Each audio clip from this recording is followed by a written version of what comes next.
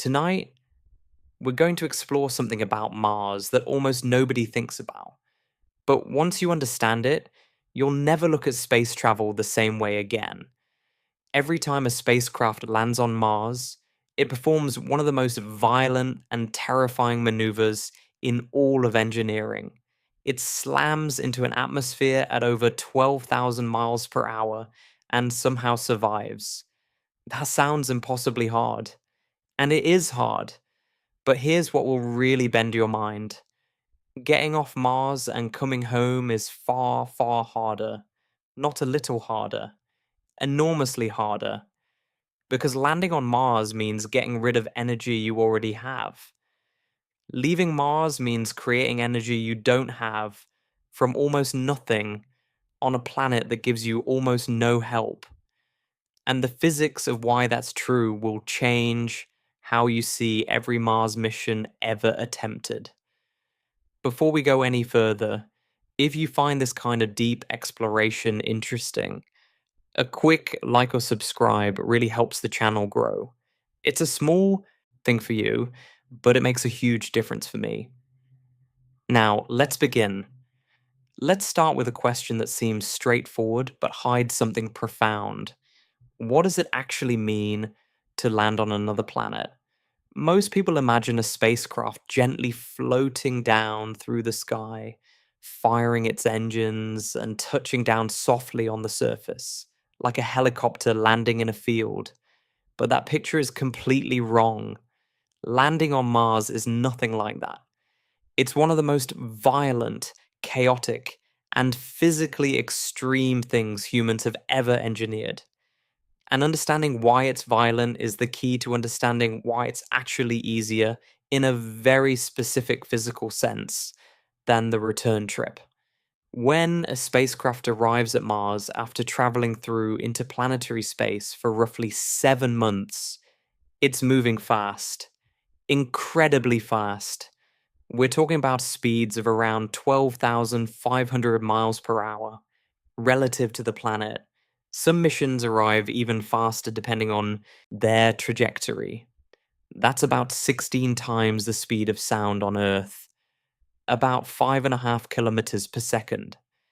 The spacecraft has been falling toward Mars along a curved path through space, accelerated by the sun's gravity, shaped by careful trajectory planning done months or years in advance.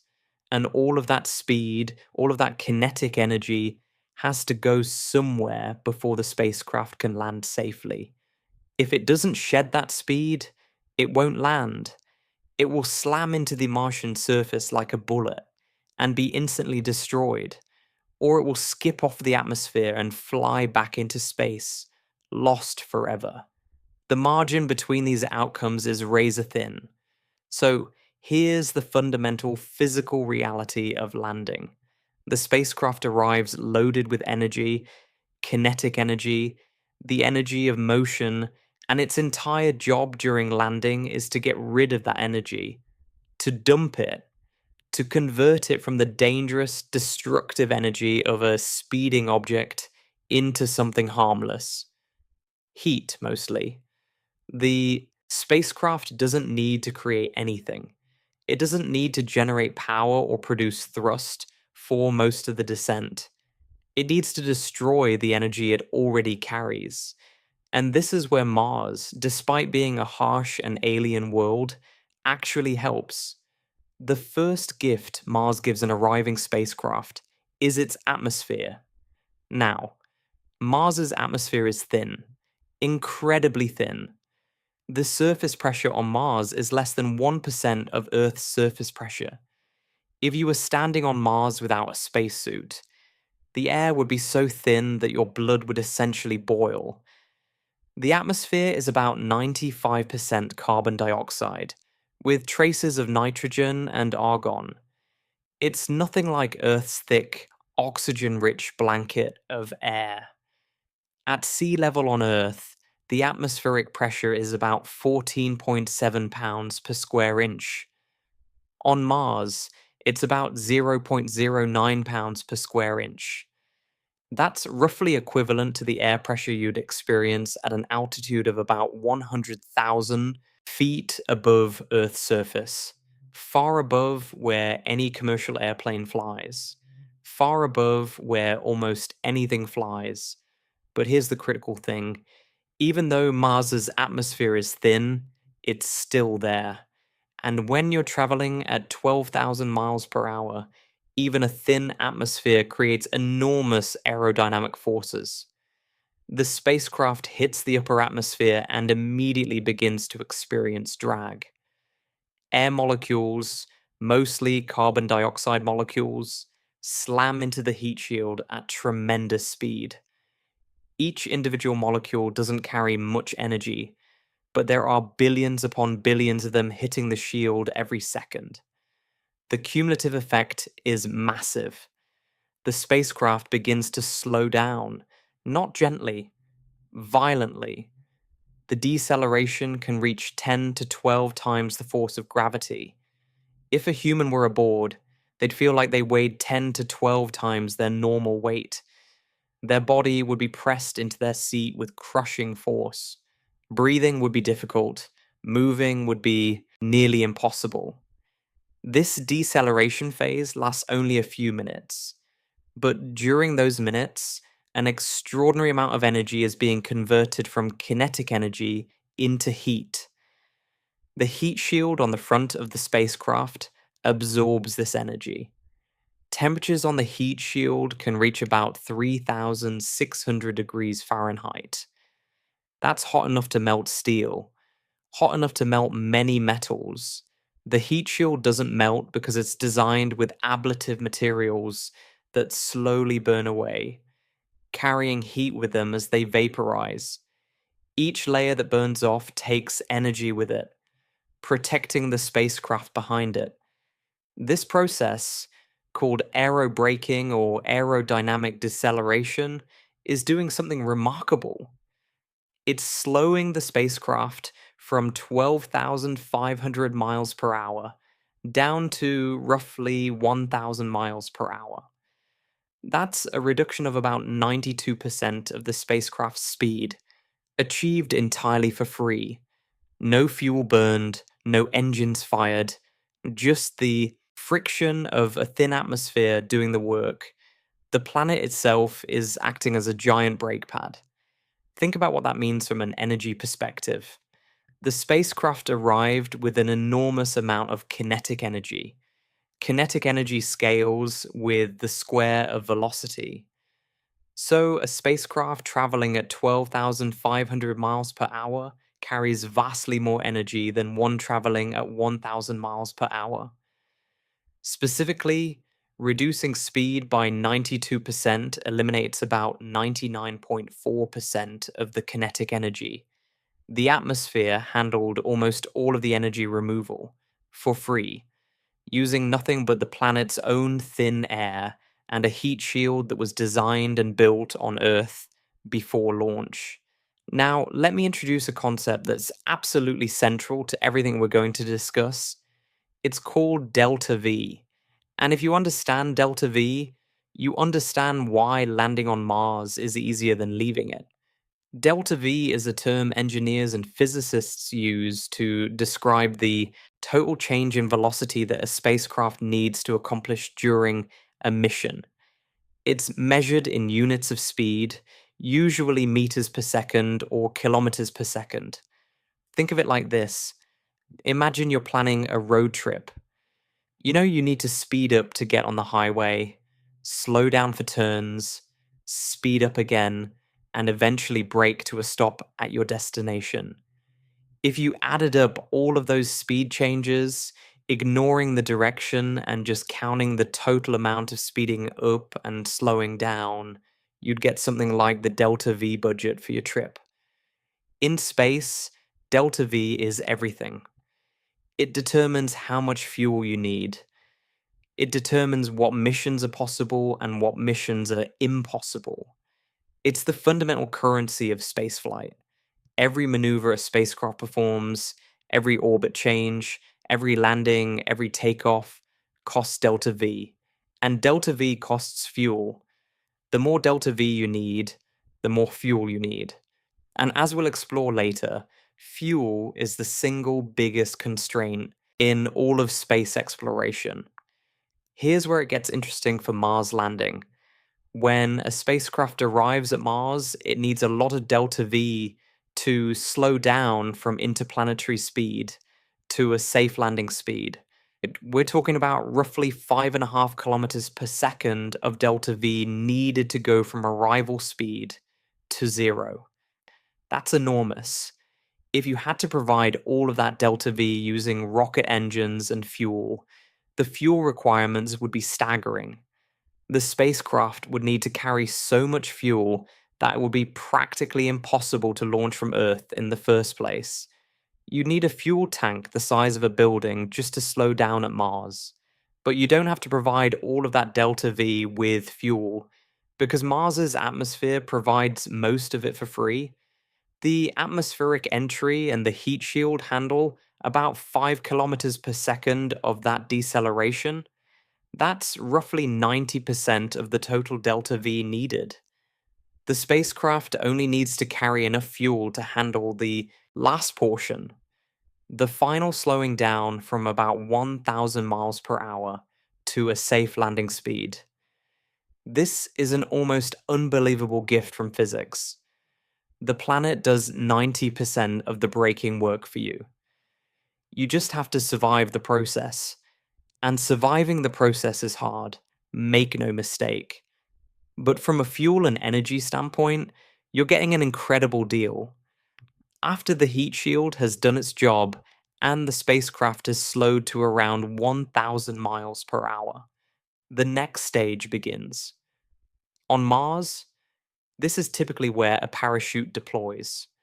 Now, parachutes on Mars work very differently than parachutes on Earth.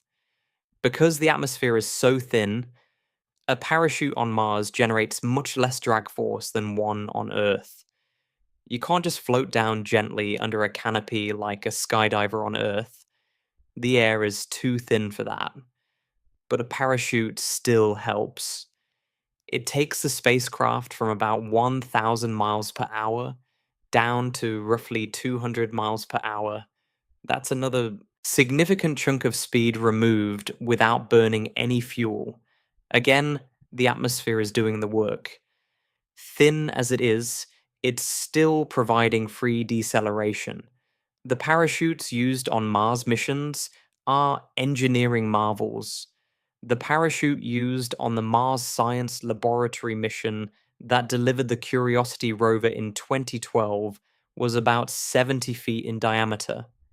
It was the largest supersonic parachute ever deployed on Mars at that time. It had to open while the spacecraft was still traveling faster than the speed of sound in Mars's atmosphere, which is about 540 miles per hour. Deploying a parachute at supersonic speeds creates tremendous forces on the canopy and the suspension lines. If anything goes wrong, if the canopy doesn't inflate properly, if a line snaps, the mission is over. But when it works, the parachute provides another free reduction in speed, shaving off hundreds of miles per hour without using a drop of fuel. The Perseverance rover, which landed in February 2021, used a similar parachute about 70 feet in diameter. It deployed at an altitude of about 7 miles above the Martian surface, while the spacecraft was traveling at around 940 miles per hour. Within minutes, it had slowed the descent significantly, and embedded in the parachute's fabric was a hidden binary code message that read, "Dare mighty things," the motto of NASA's Jet Propulsion Laboratory. A small Easter egg from the engineers who built it, hidden in a device that was doing extraordinary physics. But even after the parachute has done its work, the spacecraft is still falling too fast. 200 miles per hour is nowhere near slow enough for a safe landing. On Earth, you might survive a parachute landing at that speed under certain circumstances, especially with Earth's thicker atmosphere providing more drag and cushioning.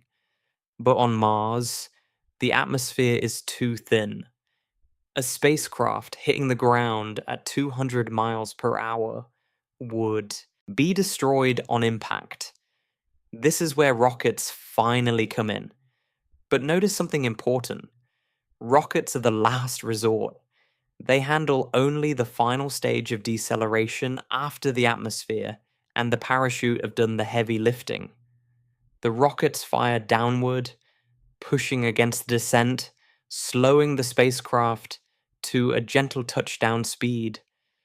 For the Curiosity and Perseverance rovers, this was accomplished through the sky crane maneuver, one of the most audacious engineering concepts ever implemented. The descent stage, a platform equipped with 8 retro rocket engines, lowered the rover on nylon cords while hovering above the surface. Once the rover touched down, the cords were cut and the descent stage flew away to crash at a safe distance. The fuel burned during this final powered descent phase was modest compared to what would have been needed to handle the entire landing from scratch. The rockets needed to provide only about the last 5 to 10% of the total deceleration. The atmosphere and the parachute handled the rest. Let me put real numbers on this to drive the point home. The Perseverance rover had a total mass of about 1,025 kilograms when it landed. The entire entry, descent, and landing system, including the heat shield, the back shell, the parachute, and the descent stage with its fuel, weighed about 2,275 kilograms. The fuel carried for the descent stage rockets was roughly 400 kilograms of hydrazine, 400 kilograms of fuel to land a 1,000 kilogram rover on another planet. That's remarkable. If you had to do the entire deceleration with rockets alone, you'd need many times more fuel. The mass would spiral upward exponentially, as we'll discuss later. The atmosphere saved thousands of kilograms of fuel. Now, I want to be absolutely clear about something. When I say landing on Mars is easier than leaving, I am not saying landing on Mars is easy. It's not easy. Not by any stretch of the imagination. Landing on Mars is extraordinarily difficult. The failure rate tells the story. Of all the missions that have attempted to land on Mars throughout the entire history of space exploration, roughly half have failed. Half. Think about that for a moment. After decades of engineering advancement, after billions of dollars spent, after some of the brightest minds in human history have worked on this problem, we still fail about half the time we try to land on Mars. The European Space Agency's Schiaparelli lander crashed into Mars in October 2016 because of a software error that caused it to think it was below ground level when it was actually still at an altitude of about 2 miles. Its retro rockets fired for only 3 seconds instead of the roughly 30 seconds needed for a controlled descent. It hit the surface at about 340 miles per hour and was destroyed. The Soviet Union's Mars program had an even worse record. The Mars 3 lander in 1971 became the first spacecraft to achieve a soft landing on Mars, but it transmitted data for only about 20 seconds before going silent. Mars 6 in 1974 crashed. Multiple other Soviet missions failed during entry or landing. More recently, NASA's Mars Polar Lander in 1999 crashed because a software error caused the engines to shut off prematurely at an altitude of about 130 feet. It slammed into the surface at high speed. The spacecraft was destroyed. No signal was ever received after it began its landing sequence.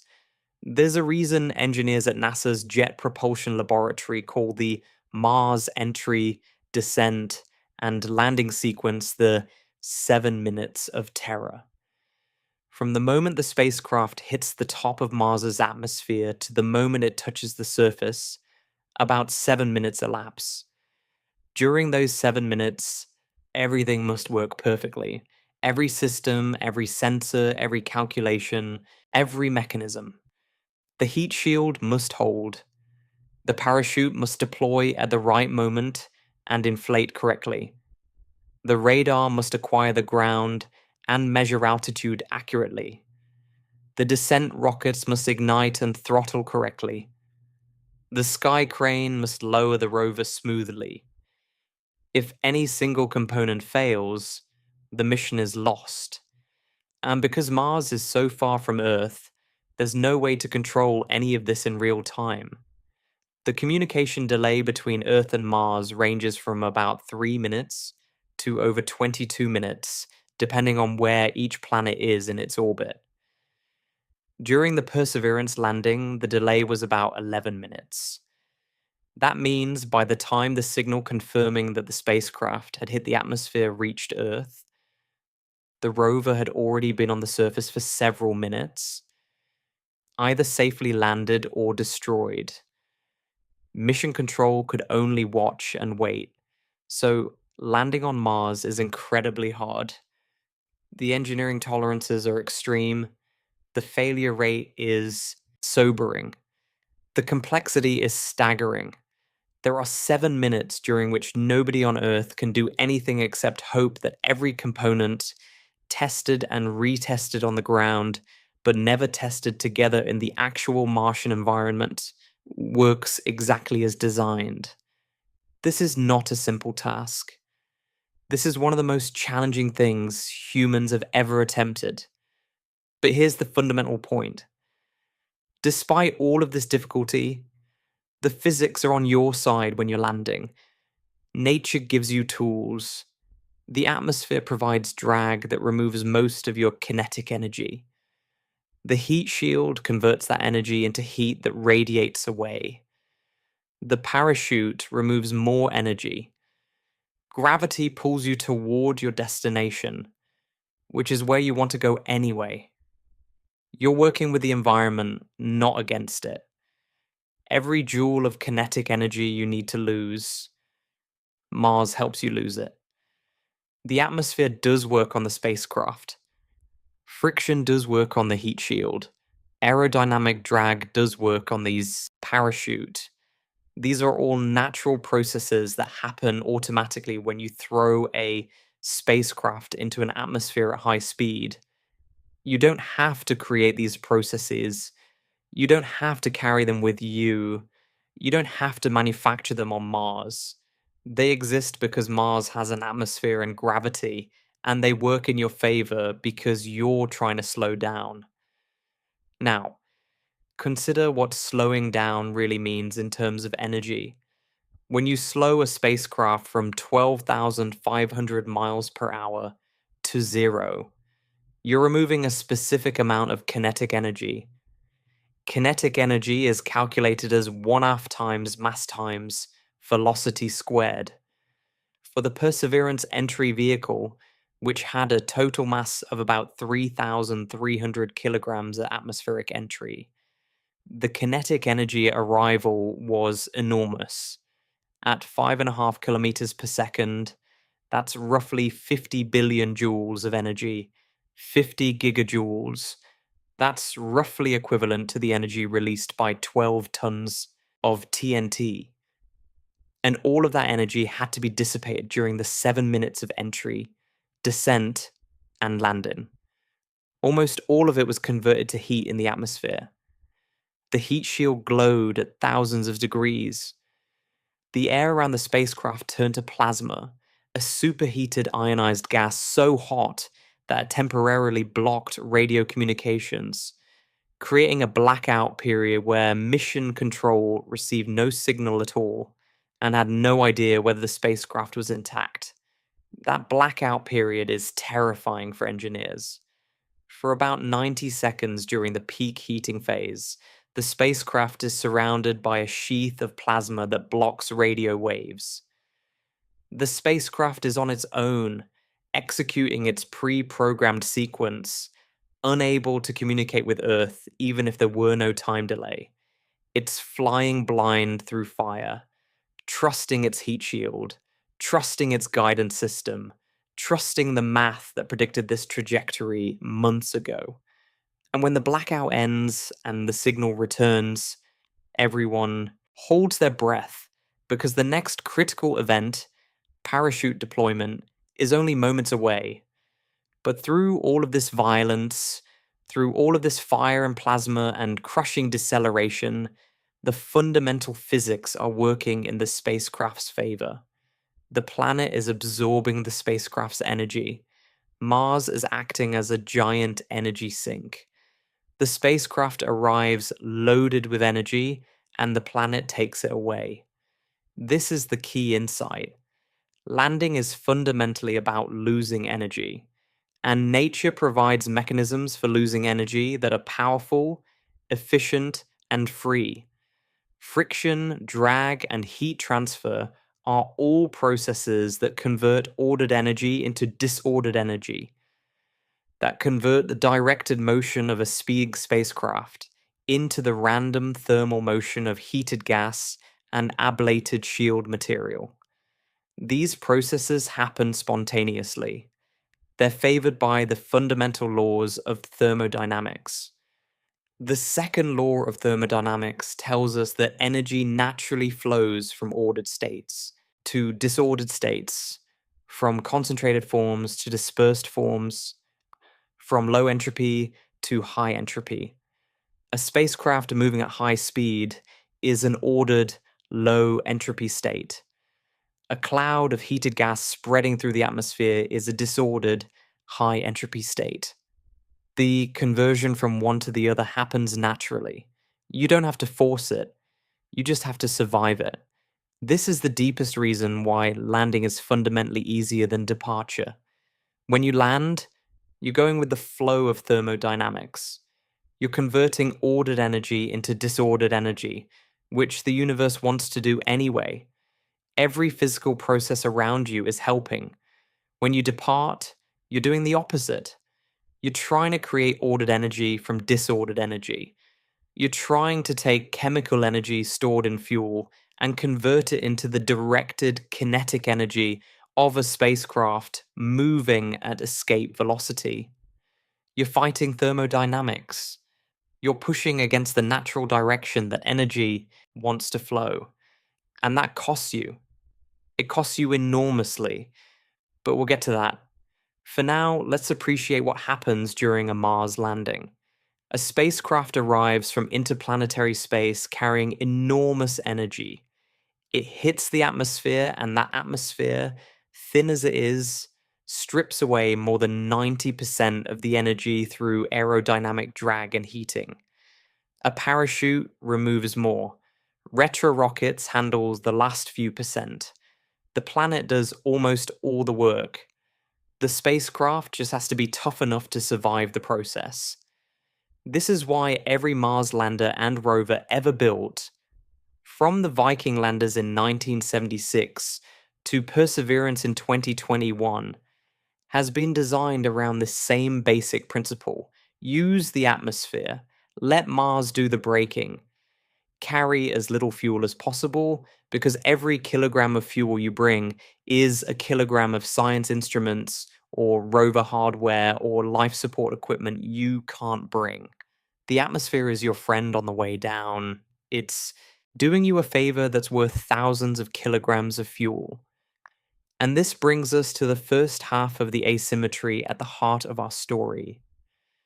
Landing on Mars is a process of shedding energy that you already have, using tools that Mars provides for free. The atmosphere, thin though it may be, does the vast majority of the work. The heat shield, the parachute, and the retro rockets handle the rest. The fuel cost of landing is modest because nature provides most of the deceleration. The engineering is brutally difficult, but the physics are fundamentally cooperative. You're working with the universe, not against it. Now, imagine the reverse. Imagine you're standing on the surface of Mars, and you need to get back to Earth. You need to take a vehicle from a dead stop on the Martian surface, accelerate it to a speed fast enough to escape Mars's gravity, enter an interplanetary trajectory, coast for months through space, and then decelerate again to enter Earth's atmosphere. Every bit of speed you need, you have to create from scratch. There's no atmosphere thick enough to help you gain speed on the way up. There's no free energy source waiting to push you skyward. There's only gravity pulling you back down, and a rocket engine burning fuel that you either brought from Earth at staggering cost or manufactured on an alien world using processes that have never been tested at full scale. The universe helped you land. It gave you free braking, free energy removal, free deceleration, but it gives you nothing for free on the way up. On the way up, you pay for every single meter per second of velocity with fuel, with mass, with engineering complexity. The universe that cooperated during landing now opposes you during departure.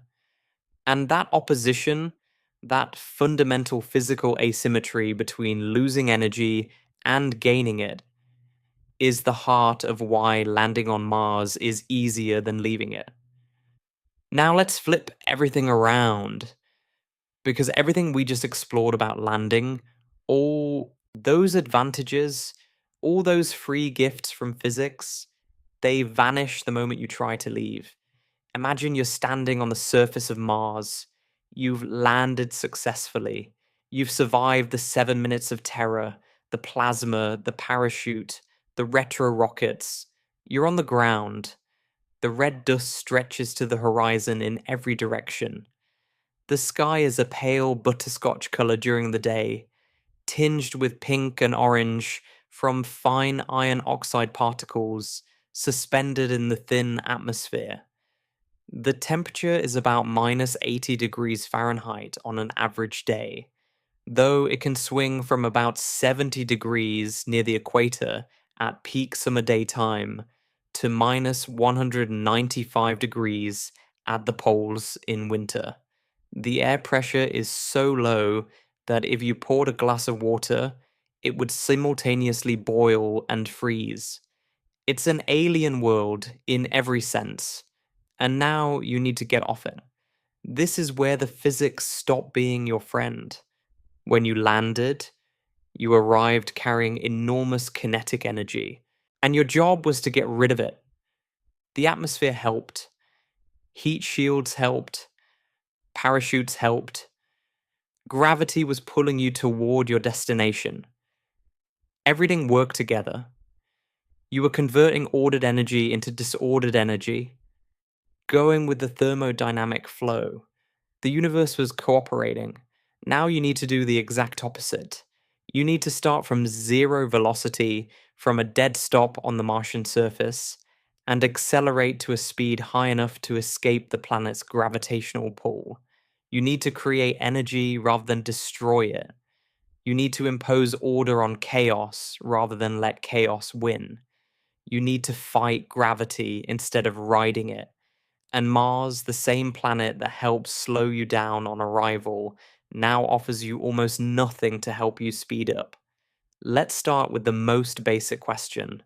How fast do you need to go? To escape Mars's gravitational pull entirely, to fly away and never come back, you need to reach what physicists call escape velocity. For Mars, escape velocity is about 3.1 miles per second. That's roughly 5 kilometers per second, or about 11,180 miles per hour. That's the speed at which the kinetic energy of your spacecraft exactly equals the gravitational potential energy binding it to Mars. Go slower than that, and Mars pulls you back. Go faster, and you break free. But here's an important detail. You don't necessarily need to reach escape velocity right away. For a realistic Mars departure, you first need to reach low Mars orbit. Low Mars orbit means an altitude of roughly 100 to 200 miles above the surface, And you need to be traveling at about 2.1 miles per second, roughly 3.4 kilometers per second, to maintain a stable orbit at that altitude. That's the minimum. You can't go slower and stay in orbit. Gravity would pull you back down. Once you're in orbit, you can fire your engines again to accelerate to escape velocity and set yourself on a trajectory toward Earth. But getting to orbit is the first and hardest step. 2.1 miles per second might not sound like much compared to the 12,500 miles per hour you were traveling when you arrived at Mars. And it isn't, in absolute terms. The velocity needed to reach low Mars orbit is smaller than the velocity you shed during landing. But here's the crucial difference. When you landed, the atmosphere provided most of the delta V for free.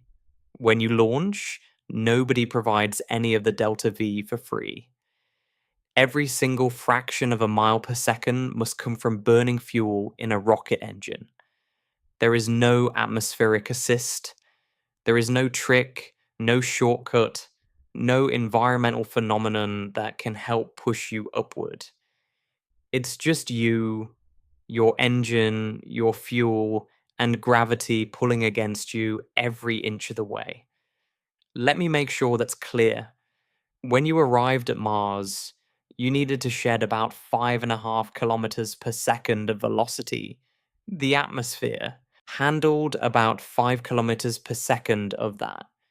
You only had to use rockets for the last fraction, but when you leave Mars, you need to gain about 3.4 kilometers per second just to reach orbit, and then additional velocity to leave Mars entirely.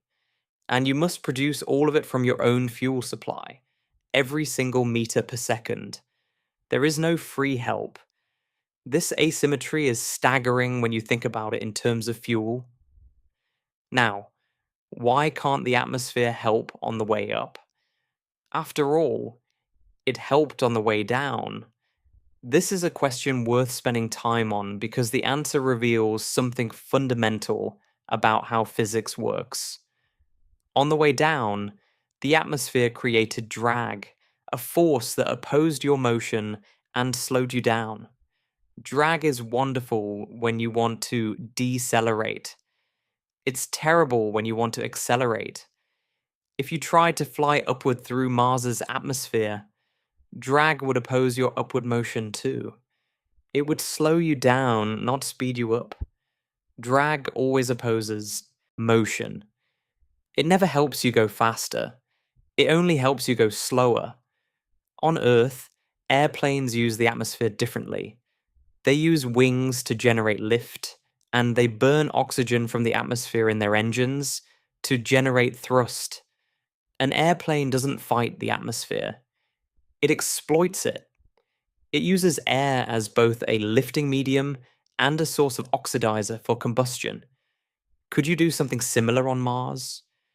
Could you build a winged vehicle that flies through the Martian atmosphere, gaining speed gradually? No. And the reasons are devastating. Mars's atmosphere is less than 1% as dense as Earth's. At that density, wings generate almost no lift. You would need wings of enormous size to generate even a small upward force. The vehicle would be absurdly large and incredibly fragile. Even if you could build such a vehicle, the atmosphere is made of carbon dioxide, not oxygen. You can't use it to burn conventional jet fuel. On Earth, jet engines work by mixing oxygen from the air with kerosene fuel and igniting the mixture. The oxygen is free. You take it from the air as you fly. This is enormously advantageous because it means you only have to carry the fuel, not the oxidizer. For rocket engines, you have to carry both. On Mars, there's no free oxygen in the atmosphere to exploit. Even if you could somehow build a winged vehicle that generated lift in the thin carbon dioxide atmosphere, you'd still need to carry both fuel and oxidizer on board, negating one of the main advantages of atmospheric flight. So the atmosphere, which was your greatest ally during landing, is either useless or actively hostile during departure. It can't provide lift worth using. It can't provide oxygen for your engines. It creates drag that opposes your ascent. The thin air that saved you thousands of kilograms of fuel on the way down gives you nothing on the way up. You are entirely on your own. This means you need rockets, chemical rockets, engines that carry their own fuel and their own oxidizer, mix them together, ignite them, and direct the resulting hot gases out a nozzle to produce thrust. This is the only currently viable technology for leaving the surface of any planet or moon. And rockets, despite being the most powerful propulsion systems humanity has ever built, are shockingly inefficient when you understand the underlying mathematics. Let me introduce you to an equation that governs everything about space travel. It's called the Tsiolkovsky rocket equation, named after Konstantin Tsiolkovsky, the Russian scientist who derived it in 1897. This equation is one of the most important equations in all of engineering. It's also one of the cruelest. The equation describes the relationship between three things: the delta V you want to achieve, the exhaust velocity of your engine, and the ratio of your rocket's initial mass to its final mass. The initial mass is everything: the rocket structure, the payload, the crew, the life support equipment, and all the fuel. The final mass is everything except the fuel. It's what's left after you've burned all the fuel. The equation says that the delta V's you can achieve equals the exhaust velocity of your engine multiplied by the natural logarithm of the ratio of initial mass to final mass. Now, I know that's a lot of math talk, but the key word here is logarithm, and the logarithm is what makes this equation so cruel. Let me explain why in plain language. A logarithm grows very slowly. To double your delta V, you don't just double the amount of fuel, you have to square the mass ratio. If you needed a mass ratio of 3 to get a certain delta V, then doubling that delta V requires a mass ratio of 9. Tripling the delta V requires a mass ratio of 27. The fuel requirement doesn't grow proportionally, it grows exponentially. Each additional unit of delta V costs dramatically more fuel than the last. Let's make this concrete with an example. Suppose you have a small rocket sitting on the surface of Mars. The empty rocket, its structure, engines, and payload weighs 1,000 kilograms. You want to reach low Mars orbit, which requires about 3.4 kilometers per second of delta V. Your engine has an exhaust velocity of about 3.4 kilometers per second, which is roughly what you get from a good methane oxygen rocket engine. Plug these numbers into the Tsiolkovsky equation, and you get a mass ratio of about 2.72. That means your fully fueled rocket needs to weigh about 2,720 kilograms. Since the empty rocket is 1,000 kilograms, you need 1,720 kilograms of fuel. The fuel weighs nearly twice as much as everything else combined. But that's just to reach orbit. To actually leave Mars and head back toward Earth, you need additional delta V.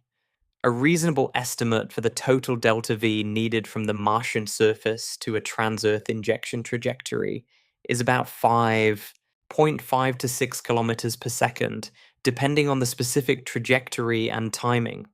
Let's use 5.7 kilometers per second as a round number. With the same exhaust velocity of 3.4 kilometers per second, the Tsiolkovsky equation now gives a mass ratio of about 5.3. That means your fully fueled rocket needs to weigh 5,300 kilograms. With a dry mass of 1,000 kilograms, you now need 4,300 kilograms of fuel. The fuel outweighs the rest of the rocket by more than 4 to 1. More than 80% of your rocket's total mass is fuel. Less than 20% is everything else: the structure, the engines, the crew, the life support, the scientific samples you want to bring home. All of that must fit in less than 1/5 of the total mass.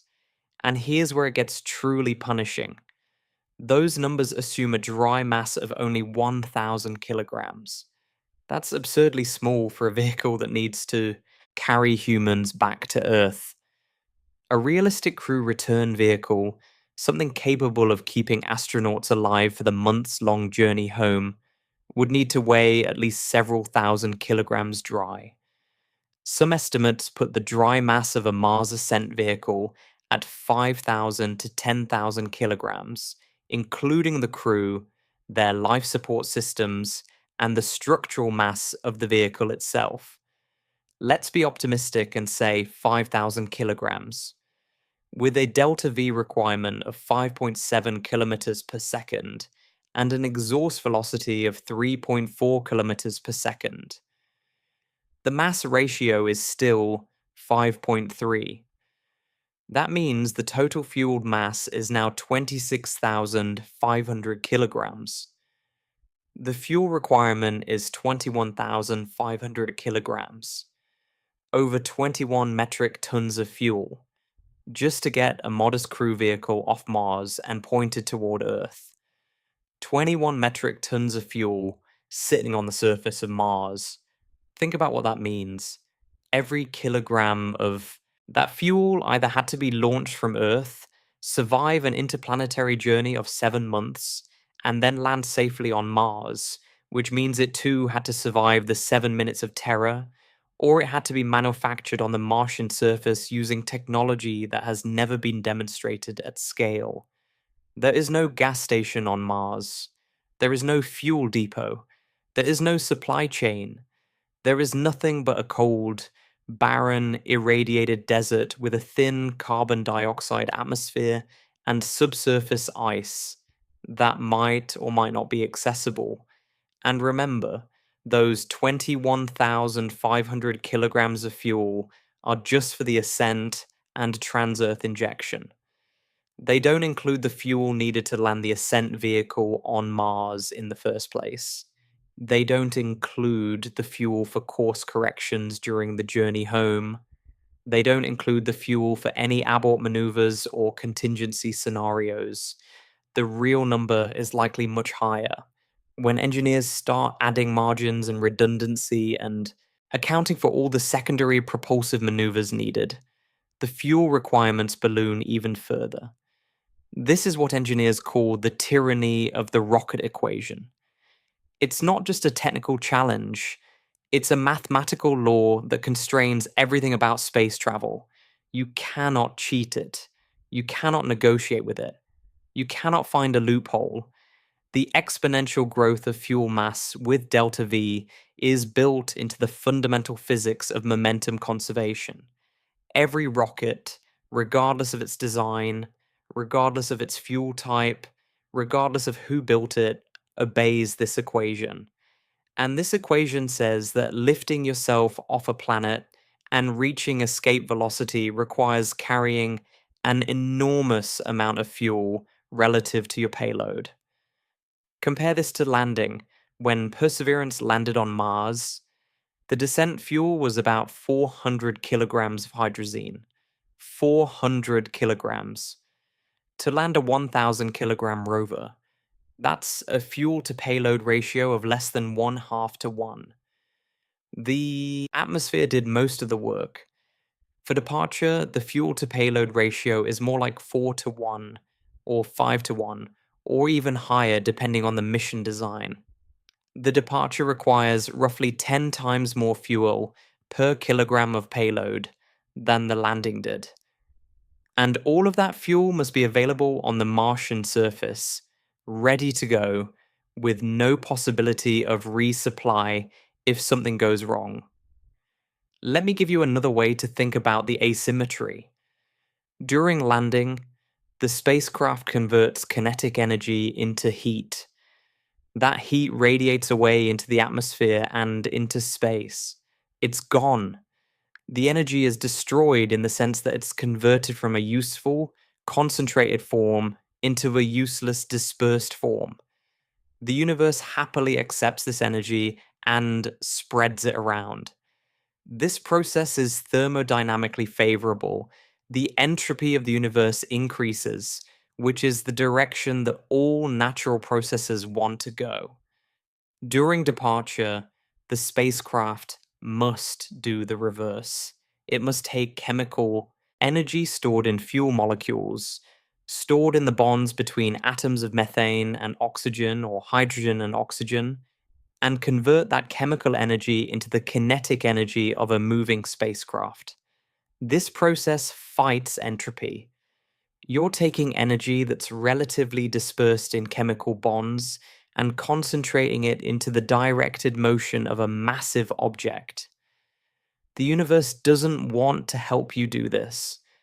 There's no natural process that spontaneously converts chemical energy into the kinetic energy of a large object moving at escape velocity.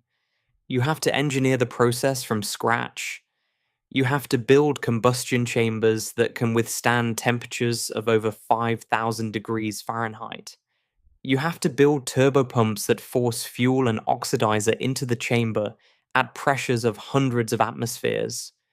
You have to build nozzles that shape the hot exhaust gases into a focused stream moving at several kilometers per second. You have to build guidance systems that keep the rocket pointed in the right direction. Every component must work flawlessly because a failure during ascent means the crew is stranded on Mars with no way home and no possibility of rescue. Think about what that last point means. When you're landing on Mars and something goes wrong, you crash. The mission fails. But the crew, if there is a crew, was going to be on Mars anyway. A landing failure is catastrophic, but it's a failure at the beginning of the mission.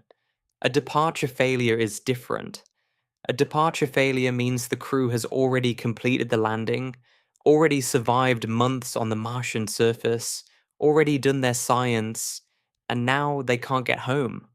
They're trapped on a planet with limited supplies, limited power, limited oxygen, tens of millions of miles from the nearest help. And there is nothing anyone on Earth can do about it because the nearest possible rescue mission won't arrive for at least 2 years, probably longer. A departure failure doesn't just end a mission, it strands people. And that distinction changes everything about how engineers think about the return vehicle. The ascent system must be the most reliable component of the entire mission because its failure mode is the most catastrophic. Let me also address something that might seem like a potential advantage for Mars departure. Mars's gravity is weaker than Earth's. The surface gravity on Mars is about 38% of Earth's. That means if you weigh 180 pounds on Earth, you'd weigh about 68 pounds on Mars. This lower gravity does help. It reduces the escape velocity compared to Earth. Mars's escape velocity is about 5 kilometers per second compared to Earth's 11.2 kilometers per second. That's less than half. So you need less delta V to escape Mars than to escape Earth. And that means less fuel proportionally. But lower gravity doesn't eliminate the problem. It merely reduces it from impossible to nearly impossible. You still need to reach 5 kilometers per second to escape. You still need to carry all your fuel. The rocket equation still applies in full force. Lower gravity means a smaller gravity well, but it's still a gravity well. You're still climbing out of it using only the energy stored in your fuel tanks. And there's a counterbalancing factor. On Earth, when we launch rockets, we have advantages that don't exist on Mars. We have massive launch infrastructure, launch pads with flame trenches, and water deluge systems, assembly buildings where rockets can be built and tested. tracking stations that monitor every moment of the ascent. We have a supply chain that can deliver millions of kilograms of fuel, liquid oxygen, refined metals, electronics, and specialized components to the launch site. We have thousands of engineers who can inspect the vehicle, fix problems, and verify that everything is ready. On Mars, you have none of this. Zero. Whatever vehicle you're launching was either assembled on Mars by astronauts working in spacesuits with limited tools, or it was delivered pre assembled from Earth and has been sitting on the Martian surface for months or years, exposed to dust storms, ultraviolet radiation, thermal cycling between day and night, and corrosive perchlorates in the Martian soil. There is no ground crew. There is no mission control that can intervene in real time. If a fuel valve sticks, if a sensor fails, if a seal develops a leak, the crew has to fix it themselves using only what they have on hand. The contrast with landing is stark. Landing systems are launched from Earth, where they're built and tested in state of the art facilities by thousands of engineers. They're inspected and re inspected. They're tested in vacuum chambers and thermal cycling chambers and vibration tables. Every component is verified. And even then, they still fail about half the time. Now, imagine that your ascent vehicle hasn't been through any of that. It's been sitting on Mars. It was either built there from components shipped from Earth, or it's been waiting on the surface for years. The idea that this vehicle needs to work perfectly on the first attempt, with human lives depending on it, with no possibility of rescue if it fails, is sobering beyond words. There's another factor that makes departure harder, and it has to do with the structure of the mission itself. When you land, you're going from a high energy state to a low energy state. The spacecraft starts with lots of energy and ends with none. The process is inherently stable in the sense that energy dissipation is self-regulating. If the spacecraft slows down too much, gravity accelerates it again, which increases drag, which slows it more. The system has natural feedback loops that tend toward equilibrium. When you launch, you're going from a low energy state to a high energy state. The process is inherently unstable. You must actively maintain control every second. If the engine underperforms by even a small margin, you don't reach orbit. If the trajectory deviates by even a few degrees, you miss your orbital insertion point. If the fuel runs out a few seconds early, you fall back to the surface. There are no natural feedback loops helping you. No restoring forces pushing you towards success. Every error compounds, every deviation grows. You must actively, continuously, precisely control every aspect of the ascent from ignition to orbital insertion. And you must do all of this from a standing start on an alien world with no infrastructure, limited communication with Earth, and a crew that has been living in a harsh environment for months. Their muscles have weakened in Mars's lower gravity. Their bones have lost density. They've been exposed to cosmic radiation that increases their cancer risk. They're psychologically strained from months of isolation in a cramped habitat on a world where the outside environment would kill them in minutes. And now they need to strap themselves into a vehicle and trust it to execute the most demanding propulsive maneuver of the entire mission. A maneuver that must work perfectly on the first try. This is the asymmetry we've been building toward. Landing uses the environment. Departure fights it.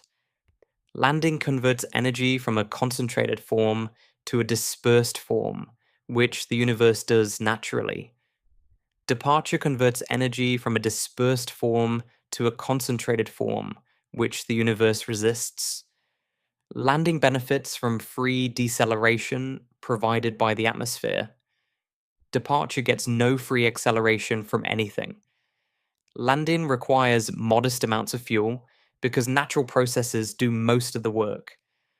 Departure requires enormous amounts of fuel because there are no natural processes to help. Landing is tested and verified on Earth before launch. Departure relies on systems that may have degraded during months or years on an alien surface. Landing fails about half the time, even with everything in our favor. Departure has to work every single time because the consequence of failure isn't a lost mission. It's a stranded crew. And we haven't even gotten to the hardest part yet. Because so far, we've only talked about producing the Delta V to escape Mars. We haven't talked about where the fuel comes from. We haven't talked about the 21,000 kilograms or more of propellant that need to be sitting in the rocket's tanks on the day of launch. Getting that fuel to Mars or making it on Mars is a challenge so immense that it deserves its own exploration. Because the fuel problem isn't just an engineering challenge, it's the single biggest obstacle standing between humanity and a round trip to Mars. Without solving the fuel problem, everything else is irrelevant. The best ascent vehicle ever designed is just an empty tube sitting on Mars if you can't fill its tanks. And filling those tanks is a problem that pushes the limits of what we know how to do. So now we arrive at the problem that keeps mission planners awake at night. The problem that has stalled every serious proposal for a crewed Mars return mission for decades. The problem that makes the difference between a one-way trip and a round trip. The fuel. We established that a modest crew return vehicle needs something in the range of 20,000 kilograms of propellant to get off Mars and onto a trajectory back to Earth. Some estimates put it higher, closer to 30,000 kilograms or more. Depending on the vehicle design, the crew size, and the specific trajectory chosen.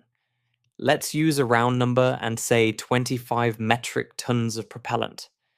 25,000 kilograms. That's roughly the weight of 5 large SUVs, or about 12 grand pianos. It's a substantial amount of mass by any standard, and every single kilogram of it needs to be present in the fuel tanks of the ascent vehicle on the day of launch, not a kilogram less. Because if you're short on fuel, you don't reach orbit. And if you don't reach orbit, you don't go home. So where does this fuel come from? There are only two options. You bring it from Earth, or you make it on Mars. There is no third option. There is no Mars fuel depot waiting to be discovered. There are no underground reservoirs of rocket propellant. The planet has resources, but they're raw materials, not finished products. And the difference between a raw material and a finished product, in this case, is the difference between a crewed mission and an impossible dream. Let's explore the first option, bringing all the fuel from Earth. This sounds straightforward. You build a rocket, fill it with fuel, launch it from Earth, fly it to Mars, land it on the surface, and now you have a fuel descent vehicle ready to go. Simple in concept, nightmarish in practice. Because here's the thing most people don't think about. To land 25,000 kilograms of fuel on Mars, you first have to launch that fuel from Earth. And launching mass from Earth is incredibly expensive and incredibly difficult. Getting 1 kilogram of payload from Earth's surface to low Earth orbit costs thousands of dollars, even with the most modern reusable rockets.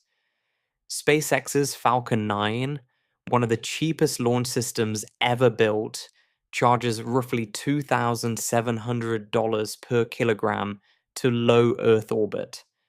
But low Earth orbit is just the first step. From low Earth orbit, you need to accelerate to escape Earth's gravity and enter an interplanetary transfer orbit to Mars. That requires additional fuel. Then you need to decelerate at Mars and land, which requires even more systems and fuel. By the time you account for all the additional mass needed to get your 25,000 kilograms of propellant from Earth's surface to the Martian surface, the total mass you need to launch from Earth has multiplied enormously. This is the tyranny of the rocket equation working against you at every stage. To send fuel to Mars, you need fuel to carry the fuel through space. And you need fuel to carry the fuel that carries the fuel off Earth. And you need fuel to carry the fuel that carries the fuel that carries the fuel. Each stage multiplies the mass requirement. It's not linear, it's exponential. A rough estimate is that for every kilogram you want to land on Mars, you need to launch somewhere between 8 and 12 kilograms from Earth's surface. Some analyses put the ratio even higher, depending on the trajectory and the landing system. Let's use a conservative ratio of 10 to 1. To land 25,000 kilograms of propellant on Mars, you need to launch about 250,000 kilograms from Earth. That's 250 metric tons. For context, SpaceX's Starship, currently the most powerful rocket ever built when fully stacked, has a payload capacity to low Earth orbit of roughly 100 to 150 metric tons.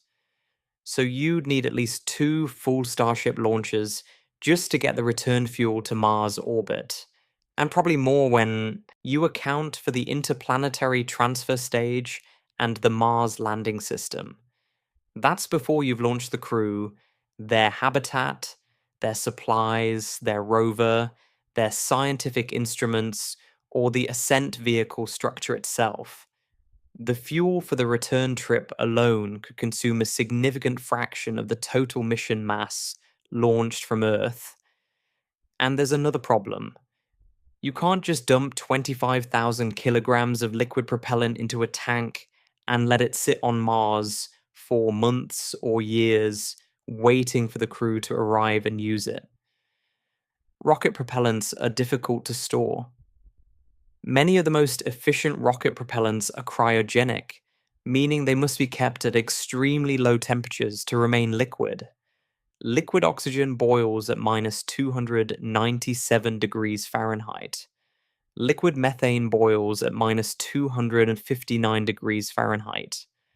Liquid hydrogen boils at minus 423 degrees Fahrenheit. Even on Mars, where temperatures are cold by human standards, the daytime surface temperature at equatorial landing sites can rise to about 70 degrees Fahrenheit in summer. That's far too warm for cryogenic propellants. They would boil off, turning from liquid to gas and escaping the tanks unless you actively cool them. This means you'd need refrigeration systems running continuously for months or years on the Martian surface, powered by something, solar panels or a nuclear reactor, consuming energy just to keep the fuel from evaporating. Any interruption in power, any malfunction in the cooling system, and your fuel starts boiling away. If you lose too much fuel to boil off, the mission fails. The crew cannot come home. And this cooling system must operate autonomously, without human intervention, for the entire time between when the fuel lands and when the crew uses it. That could be 2 years or more. The sheer impracticality of bringing all the return fuel from Earth is why virtually every serious Mars mission, architecture designed in the past 30 years, has included some form of in situ resource utilization, or ISRU. The idea is simple in principle. Instead of bringing all your fuel from Earth, you make it on Mars, using raw materials available on the Martian surface and in the Martian atmosphere. You turn Mars itself into a fuel factory. The most widely discussed ISRU approach for Mars propellant production is the Sabatier reaction combined with electrolysis. Here's how it works, step by step. Mars's atmosphere is about 95% carbon dioxide. Carbon dioxide is a molecule made of one carbon atom and two oxygen atoms. The Sabatier reaction takes carbon dioxide and combines it with hydrogen gas at high temperature and pressure in the presence of a catalyst, typically nickel or ruthenium. The reaction produces methane and water. The chemical equation is straightforward. Carbon dioxide plus 4 molecules of hydrogen yields 1 molecule of methane plus 2 molecules of water. The methane is your fuel, but you also need an oxidizer to burn the methane in a rocket engine. That's where electrolysis comes in. You take the water produced by the Sabatier reaction, pass an electric current through it, and split it into hydrogen and oxygen. The oxygen becomes your oxidizer. The hydrogen can be recycled back into the Sabatier reactor to make more methane. In a perfectly efficient closed loop, you'd only need a starting supply of hydrogen, and you'd recycle it endlessly, pulling carbon dioxide from the Martian atmosphere and converting it into methane fuel and liquid oxygen oxidizer. This is elegant chemistry. It uses abundant Martian resources, primarily the carbon dioxide atmosphere, to produce the exact propellants you need. Methane and oxygen are an excellent rocket propellant combination. SpaceX's Raptor engine, designed for the Starship vehicle, burns methane and liquid oxygen. The exhaust velocity is competitive with other high-performance propellant combinations, and both methane and liquid oxygen are easier to store as cryogenics than liquid hydrogen, which is notoriously difficult to handle. But elegant chemistry on a whiteboard and functional industrial chemistry on the surface of Mars are two very different things. The challenges of actually implementing ISRU at the scale needed to fill a return vehicle's tanks are enormous. Let's walk through them one by one. First, you need hydrogen. The Sabatier reaction requires hydrogen as an input. Where does it come from? One option is to bring it from Earth. Hydrogen is the lightest element, so the mass penalty is relatively small. You might need a few thousand kilograms of hydrogen, which is far less than the 25,000 kilograms of finished propellant you need to produce. This dramatically improves the mass equation compared to bringing all the propellant from Earth. Instead of launching 250,000 kilograms from Earth, you might only need to launch 20 or 30,000 kilograms of hydrogen and ISRU equipment. That's a massive saving.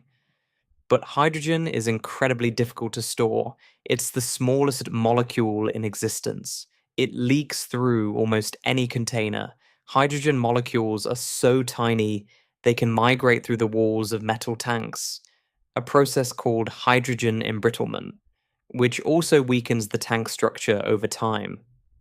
Liquid hydrogen requires temperatures below minus 423 degrees Fahrenheit, making it the most demanding cryogenic fluid to manage.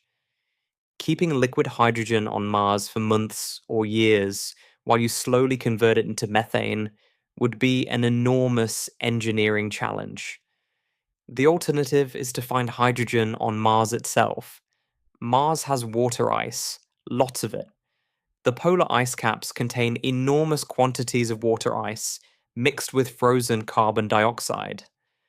More importantly for human missions, there's strong evidence of subsurface water ice at lower latitudes, closer to the equatorial regions where landing sites are more favorable. NASA's Phoenix lander confirmed the presence of water ice just inches below the surface at its Arctic landing site in 2008. Orbital observations from the Mars Reconnaissance Orbiter have identified what appear to be massive deposits of subsurface ice at latitudes as low as 35 degrees. covered by a layer of soil and rock, perhaps a few feet thick. If you could extract this water ice, you could split it into hydrogen and oxygen using electrolysis. The hydrogen feeds into the Sabatier reaction. The oxygen becomes part of your oxidizer supply. This approach eliminates the need to bring hydrogen from Earth entirely. Everything comes from Mars. The propellant is 100% Martian in origin. But mining water ice on Mars is not simple.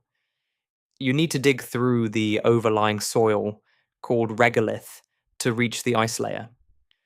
Mars regolith contains perchlorates, toxic chemical compounds that are corrosive and potentially dangerous to both equipment and humans.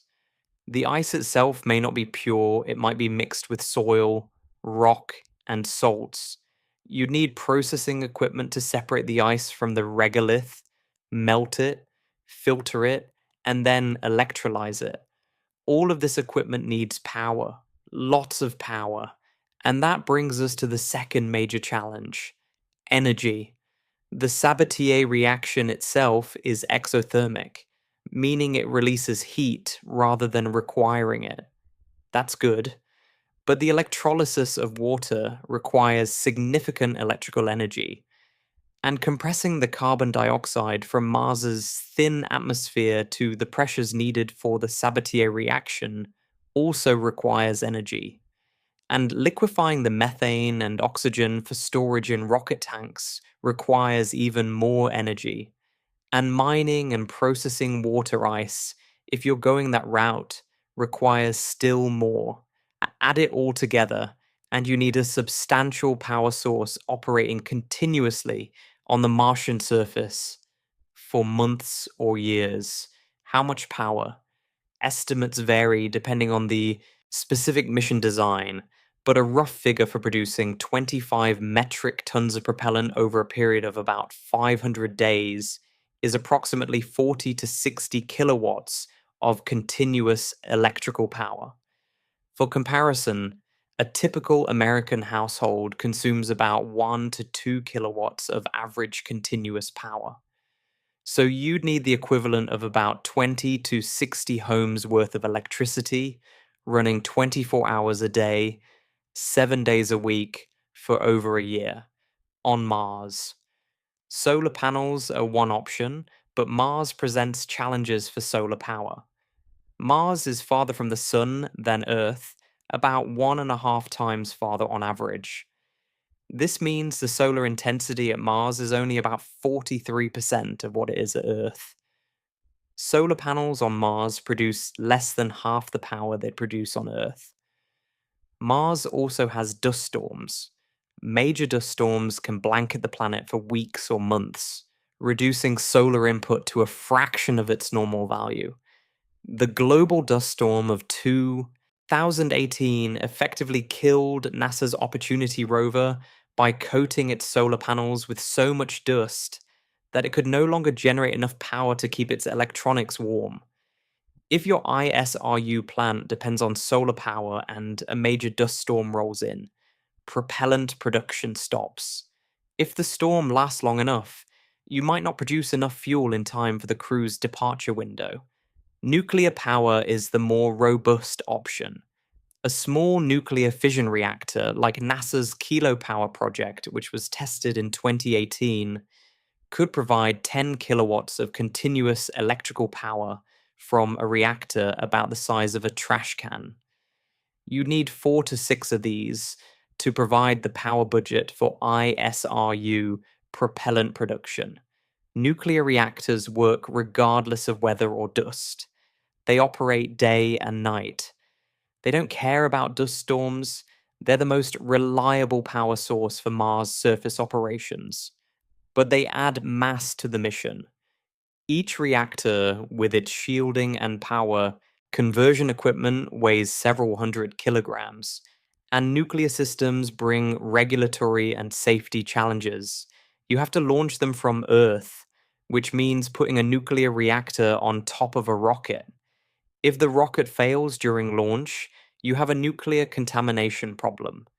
These risks are manageable, and many scientists and engineers advocate for nuclear power on Mars, but they add complexity and cost to an already complex and expensive mission.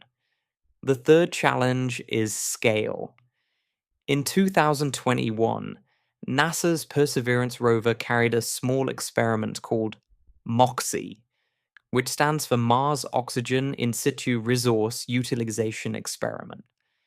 MOXIE demonstrated that you could extract carbon dioxide from the Martian atmosphere and convert it into oxygen through solid oxide electrolysis. It worked. It successfully produced oxygen on Mars.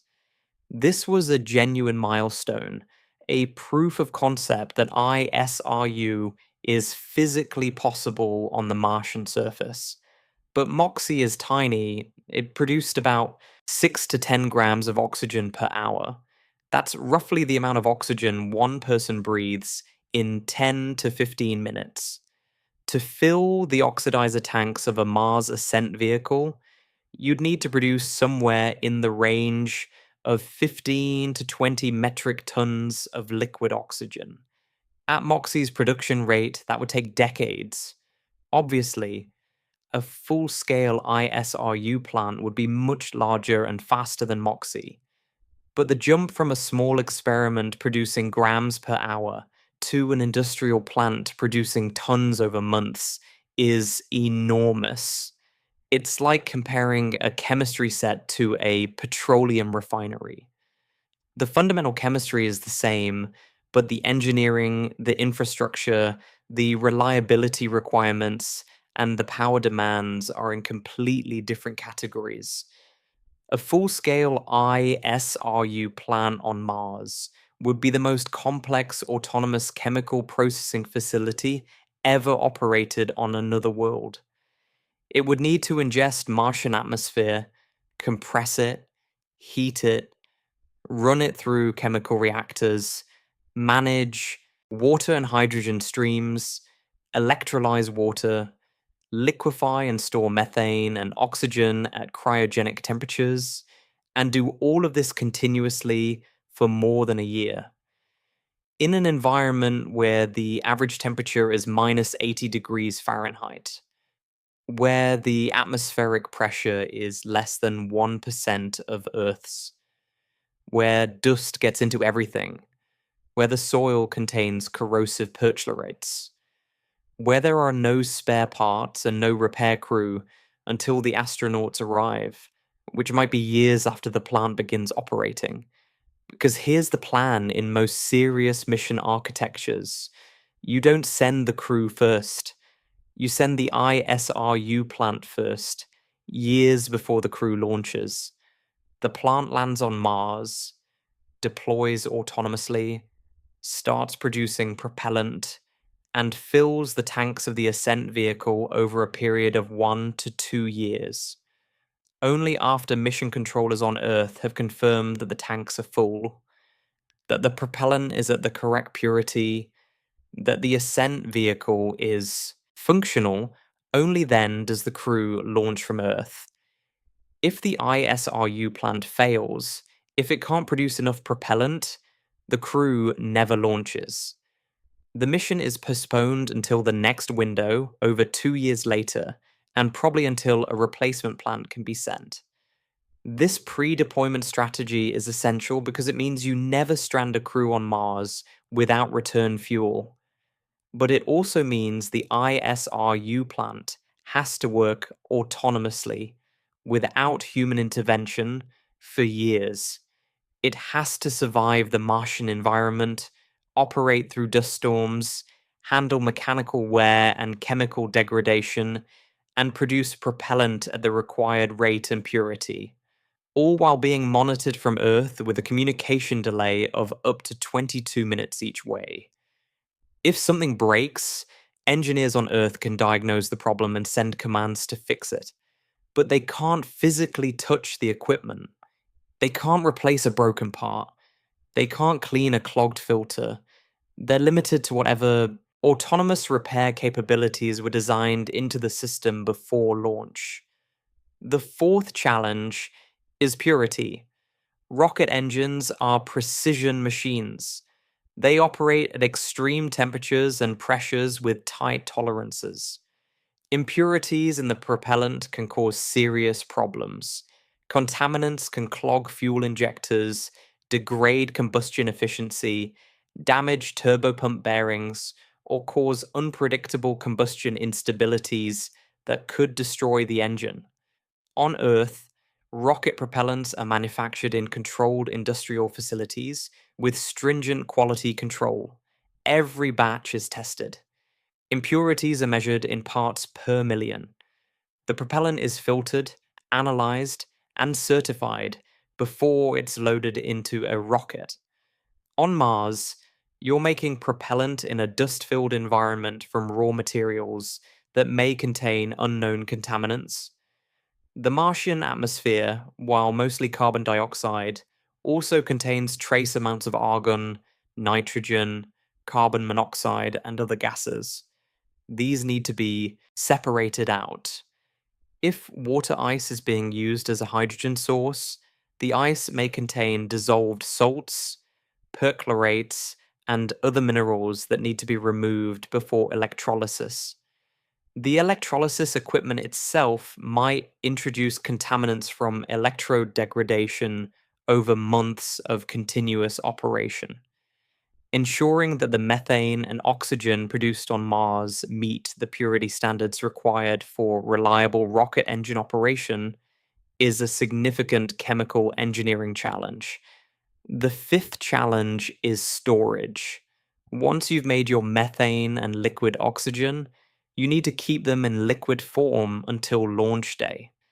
As I mentioned earlier, both are cryogenic fluids that boil at temperatures far below anything Mars reliably provides, especially during the warmth of a summer day. Storing these fluids on Mars requires insulated tanks with active cooling systems. Mars's surface temperatures, while cold, are not cold enough to keep these propellants liquid without active refrigeration. The cooling systems need power, which adds to the overall energy budget. And they need to run continuously for the entire storage period, which could be months or even years. Boil off is a constant concern. Even with the best insulation, some heat leaks into the tanks. The propellant warms up, and some of it evaporates. This boil off gas either escapes into the Martian atmosphere, representing a loss of precious propellant, or it must be captured, recooled, and reliquefied, which requires additional equipment and energy. Mission planners have to account for boil off losses in their propellant budget. If you need 25,000 kilograms of propellant on launch day, you might need to produce 27 or 28,000 kilograms to account for losses during storage. Let me step back and put all of this in perspective. To land on Mars, you need a heat shield, a parachute, and a modest amount of fuel. The atmosphere does most of the work. The total fuel cost for landing is measured in hundreds of kilograms. To leave Mars, you need tens of thousands of kilograms of propellant, produced either by launching enormous mass from Earth at tremendous cost or by operating a fully autonomous chemical factory on an alien planet for years. The infrastructure required for departure dwarfs anything needed for landing. It's not even close. And there's one more factor that makes the fuel problem even worse. The mass of the fuel affects the mass of the vehicle that carries it, which affects the amount of fuel you need, which affects the mass of the vehicle, which affects the fuel, and so on.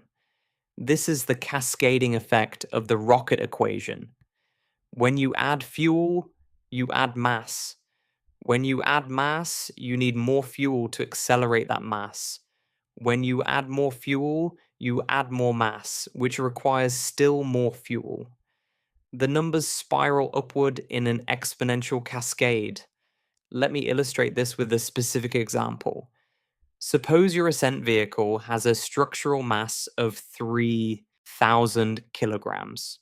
That includes the engines, tanks, avionics, life support, seats, and the crew. You need 3.4 kilometers per second of delta V to reach low Mars orbit. Your engine has an exhaust velocity of 3.4 kilometers per second. The Tsiolkovsky equation gives a mass ratio of about 2.72. Your total vehicle mass must be about 8,160 kilograms.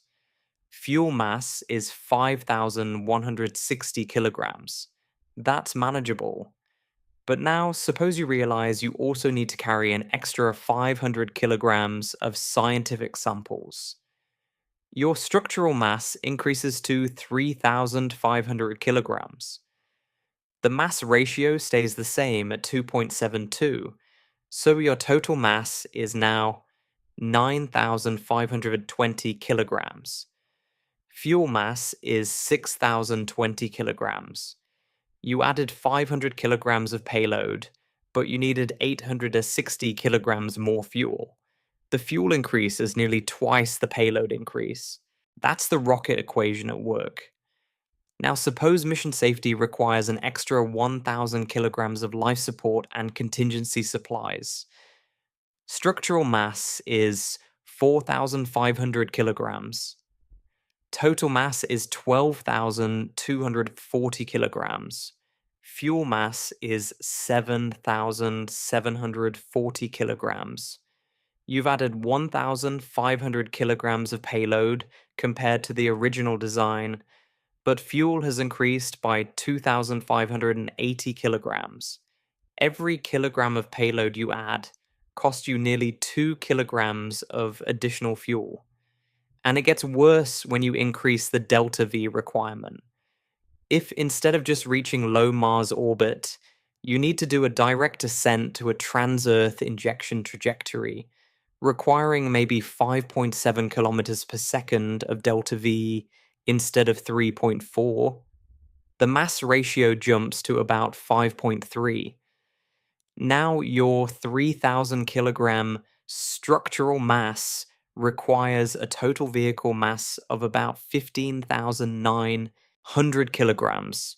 Fuel mass is 12,900 kilograms, more than 4 times the structural mass. Add that extra 500 kilograms of samples, and you now need 1,500 kilograms more fuel than you would have without them. The penalty for adding payload has nearly doubled because the delta V is higher. This is why every kilogram matters on a Mars return mission. Every tool, every piece of equipment, every rock sample, every gram of food and water carried aboard the ascent vehicle costs multiple grams of additional fuel. Mission planners agonize over mass budgets. They shave grams wherever possible. They use the lightest materials available.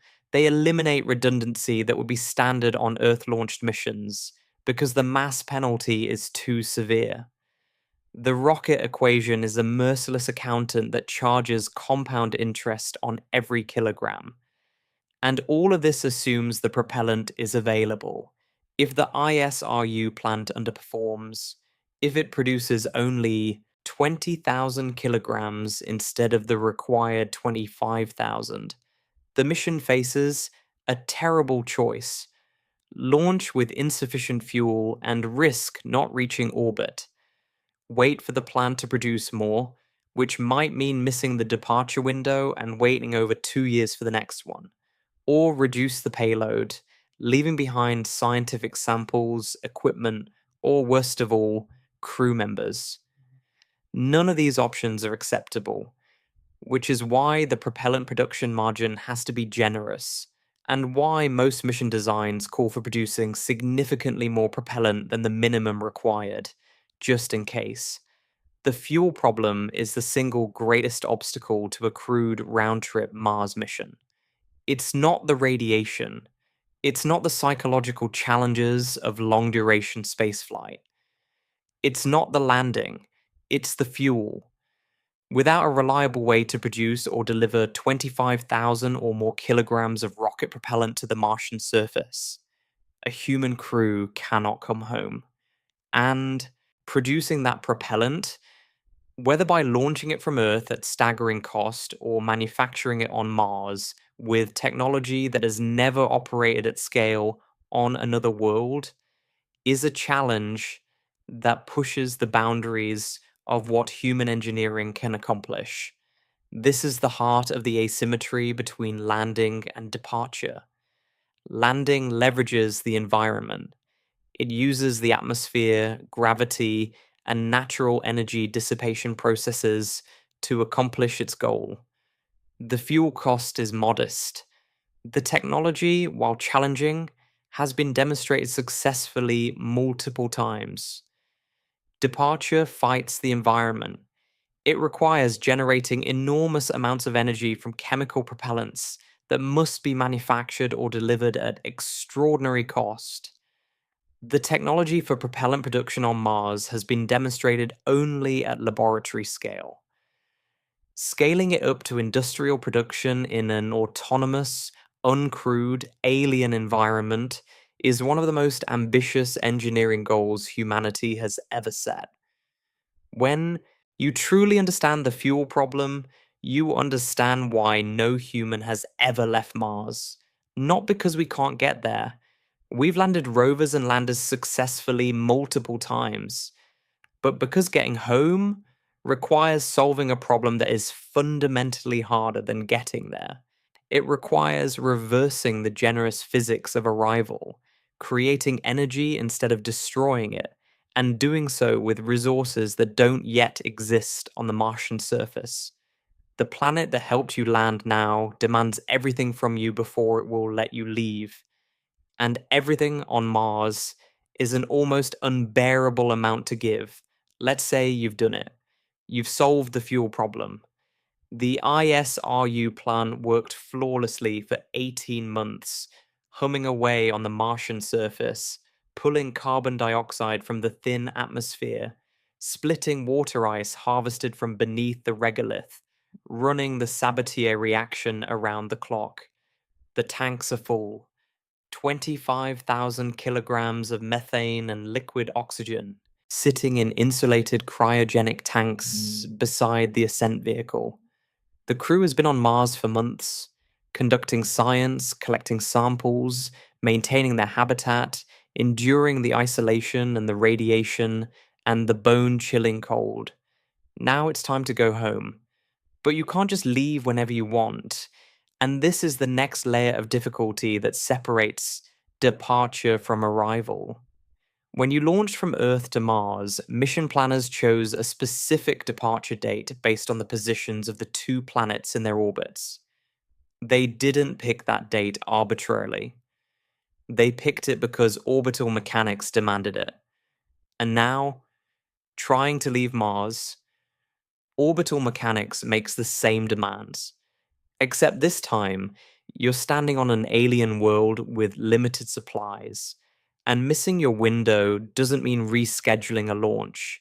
It means surviving on Mars for another 2 years with whatever you have left. To understand why timing matters so much, you need to understand how planets move and how spacecraft travel between them. Earth and Mars both orbit the Sun, but at different distances and different speeds. Earth orbits at an average distance of about 93 million miles from the Sun, completing one orbit every 365 days. Mars orbits at an average distance of about 142 million miles, completing one orbit every 687 Earth days. Because Mars is farther from the Sun, it moves more slowly through its orbit. Earth laps Mars roughly every 26 months. This means the relative positions of Earth and Mars repeat on a cycle of approximately 26 months, which is called the synodic period. The most fuel-efficient way to travel between two planets is something called a Hohmann transfer orbit, named after the German engineer Walter Hohmann, who described it in 1925. A Hohmann transfer is an elliptical orbit around the Sun that touches the orbit of the departure planet at one end, and the orbit of the destination planet at the other end. Think of it like throwing a ball from one moving train to another moving train on a parallel track. You don't throw the ball directly at the other train because by the time the ball gets there, the train will have moved. You throw the ball ahead of the other train, leading the target so that the ball and the train arrive at the same point at the same time. A Hohmann transfer from Mars to Earth works the same way. You launch from Mars not toward where Earth is right now, but toward where Earth will be in about 9 months when your spacecraft arrives at Earth's orbital distance. This means you can only launch when Mars and Earth are in the correct relative positions. If they're not in the right positions, a Hohmann transfer won't connect them. You'd need to spend enormously more fuel to take a non-optimal trajectory, fuel you almost certainly don't have. The window for a fuel-efficient departure from Mars opens roughly every 26 months. The window itself is not a single day. It's a period of several weeks during which departure is possible with reasonable fuel costs. But the optimal day, the day that minimizes fuel consumption, is specific. Launch too early or too late within the window, and you need more delta V, which means more fuel, which you might not have. Miss the window entirely, and you wait 26 months for the next one. 26 months. Let that sink in. If something goes wrong, if the ascent vehicle has a mechanical problem, if the crew has a medical emergency, if a dust storm damages critical equipment, and the crew can't launch during their window, they're stuck on Mars for another 2 years and 2 months. They have to survive on the surface with whatever food, water, oxygen, and power they have remaining. Their supplies were planned for a specific mission duration. Extending by 26 months might be impossible without resupply, and resupply from Earth takes 7 months to arrive, assuming a resupply mission was even ready to launch. This constraint doesn't exist for landing. When you're approaching Mars from an interplanetary trajectory, your arrival date is fixed by the trajectory you chose when you left Earth. But there's flexibility in exactly when you enter the atmosphere. The landing window is essentially whenever you arrive. You don't have to wait for a specific planetary alignment to land. You're already there. Gravity and the atmosphere take over. But departure requires the planets to be in the right configuration. You must wait. And waiting on Mars is not like waiting on Earth. There's no running to the store for more supplies. There's no calling for help. There's only you, your crew, your habitat, and the hostile Martian environment. The Hohmann transfer from Mars to Earth takes about 9 months. During those 9 months, the crew is in a spacecraft that's essentially a tin can falling through the vacuum of space along a curved path around the sun. The spacecraft has no destination until it reaches the vicinity of Earth. There's no stopping halfway. There's no turning around. Once you've committed to the transfer orbit, you're on it until you reach the other end. If something goes wrong during the transit, a system failure, a medical emergency, a micrometeorite impact, the crew has to deal with it on their own. Earth can provide advice over radio, but there's nothing physical anyone can send. The crew is alone in deep space for 9 months. During this transit, the crew faces continuous exposure to cosmic radiation. On Earth, the planet's magnetic field and thick atmosphere shield us from most cosmic radiation and solar particle events. In deep space, there is no such shielding. The spacecraft walls provide some protection, but they can't block everything. High-energy galactic cosmic rays, which are atomic nuclei traveling at nearly the speed of light, can penetrate the spacecraft hull and pass through human bodies. damaging DNA and increasing cancer risk. Solar particle events, sudden bursts of radiation from solar flares, can deliver dangerous doses over hours or days. The crew needs a shelter within the spacecraft, a small area with extra shielding where they can retreat during solar storms. But even with shielding, the cumulative radiation dose over a 9-month transit is significant.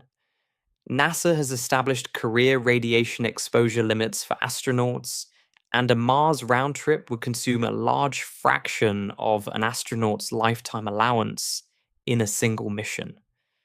The psychological toll of the return transit is also significant.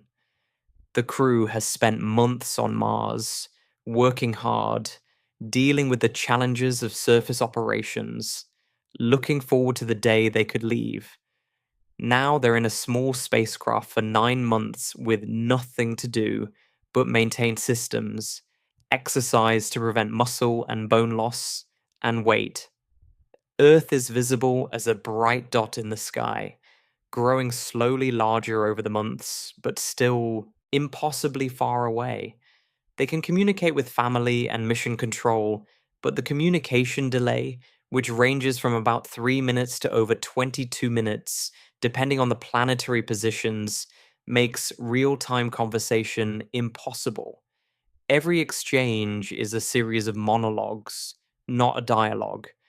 But let's focus on the physics and engineering challenges rather than the human factors, because the return transit adds its own technical demands to the already enormous challenge of departure. The spacecraft needs to carry enough consumables, food, water, oxygen, and carbon dioxide scrubbing chemicals for the entire 9-month journey home. It needs a reliable life support system. It needs a power system, probably solar panels, to generate electricity for the entire transit. It needs a thermal control system to keep the interior habitable as the spacecraft moves through regions of space where sunlight intensity changes. It needs communication equipment capable of maintaining contact with Earth across distances of up to 250 million miles. Every one of these systems adds mass to the return vehicle, and every kilogram of mass added to the return vehicle increases the fuel needed to get off Mars. The 9-month transit doesn't just follow departure, it shapes departure. The mass of everything you need for the journey home determines how much fuel you need to leave, which determines the scale of the ISRU plant, which determines how much equipment you need to land on Mars beforehand, which determines how many launches you need from Earth. The return transit reaches backward through the mission timeline, inflating requirements at every stage. Now, let's talk about what happens when the crew finally approaches Earth. Because the journey isn't over when Earth appears in the window. The final chapter of the return trip might be the most physically violent moment of the entire mission, even more intense than the landing on Mars. A spacecraft returning from Mars enters Earth's atmosphere at much higher speed than a spacecraft returning from low Earth orbit. A capsule returning from the International Space Station enters Earth's atmosphere at about 17,500 miles per hour. That's already fast enough to create extreme heating and deceleration forces. But a spacecraft coming back from Mars is traveling much faster. It's falling inward toward the Sun on its transfer orbit and picking up speed as it drops toward Earth's orbit.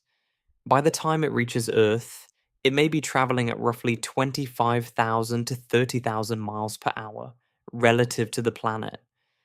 Some trajectory designs result in even higher entry speeds, depending on how the return orbit was shaped. At 30,000 miles per hour, the kinetic energy of the spacecraft is roughly 3 times greater than for a vehicle returning from low Earth orbit.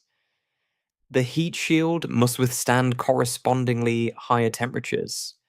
The deceleration forces on the crew are greater. The margin for error in the entry angle is smaller. Entry angle is critical. If the spacecraft enters the atmosphere too steeply, the deceleration forces become unsurvivable. The crew could experience 20 or 30 times the force of gravity, enough to cause loss of consciousness, internal injuries, or death. The heat loading on the shield would also be extreme, potentially exceeding the shield's capacity and causing a burn through that would destroy the vehicle. If the spacecraft enters too shallowly, it skips off the atmosphere like a stone skipping across the water. It bounces back into space on a trajectory that may not bring it back for another pass.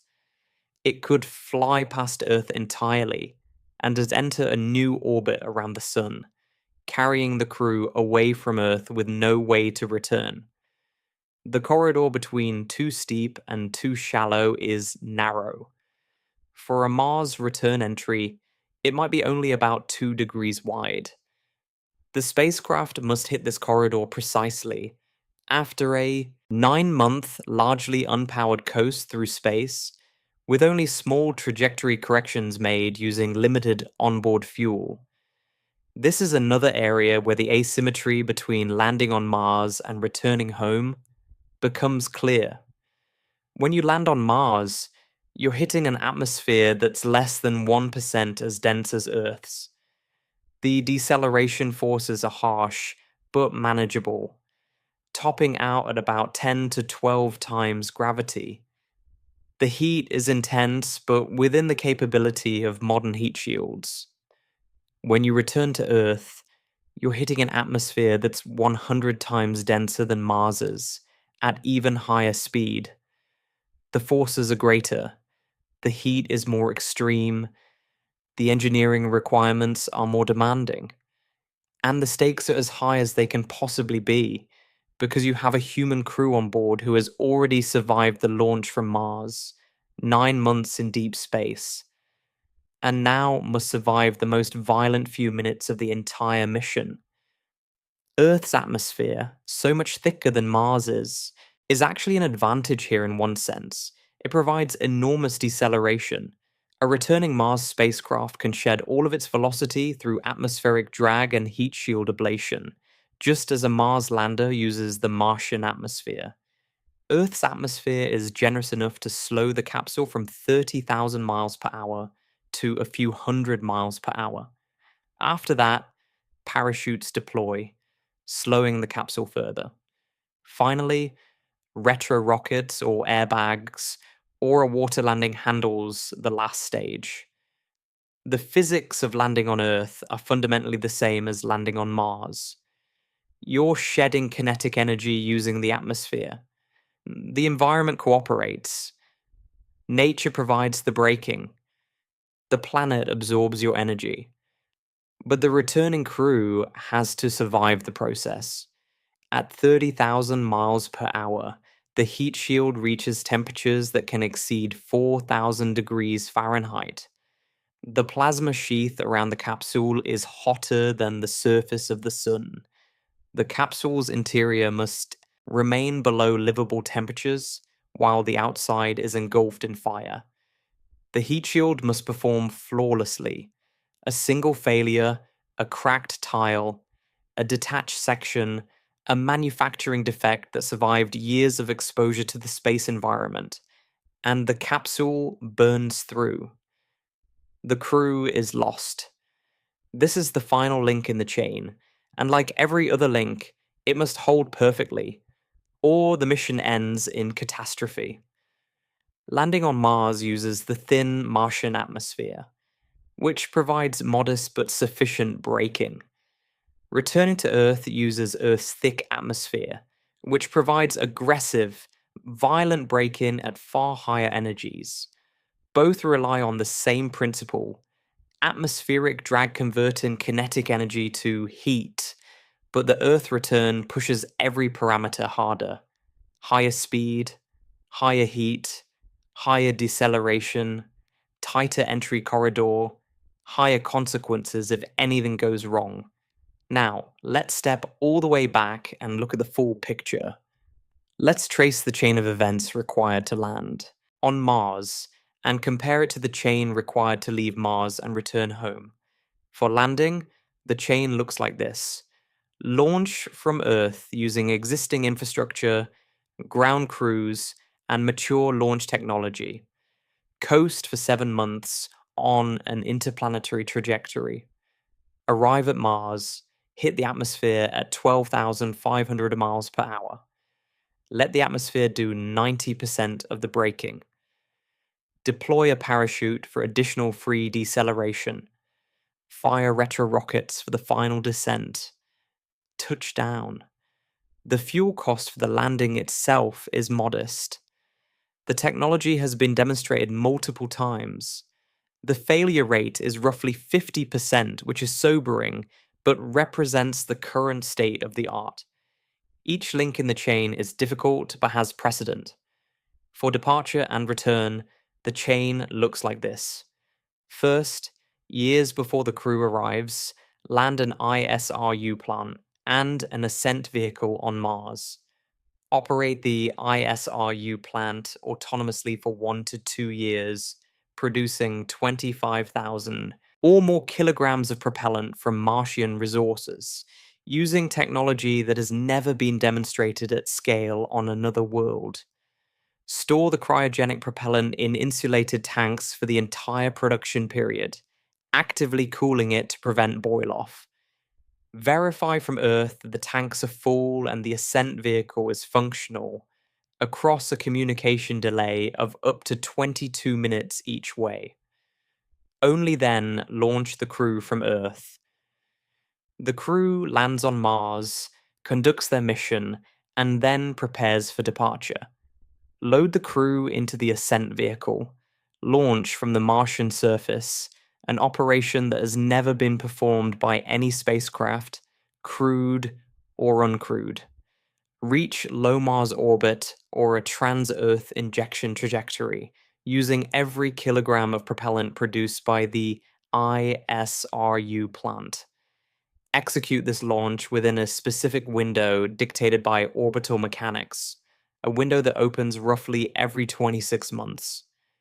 If anything delays the launch past the window, wait 26 months on Mars, coast for 9 months through deep space, exposed to cosmic radiation with no possibility of rescue. Arrive at Earth and enter the atmosphere at up to 30,000 miles per hour, surviving heating and deceleration forces that exceed anything encountered during the Mars landing. Deploy parachutes and land safely. Count the links in each chain. The landing chain has maybe 6 or 7 critical steps. The departure and return chain has at least a dozen, many of which have never been accomplished before.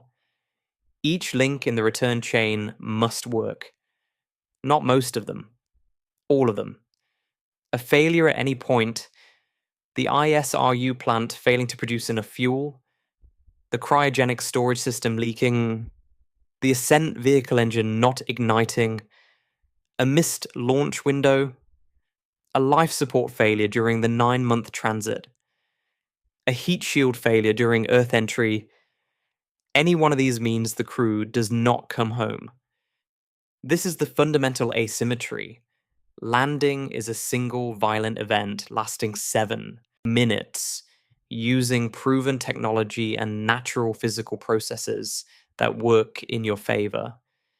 Departure is a chain of operations spanning years, using technology that hasn't been proven at scale, fighting physics at every step, with no margin for error because the cost of failure is human lives with no possibility of rescue.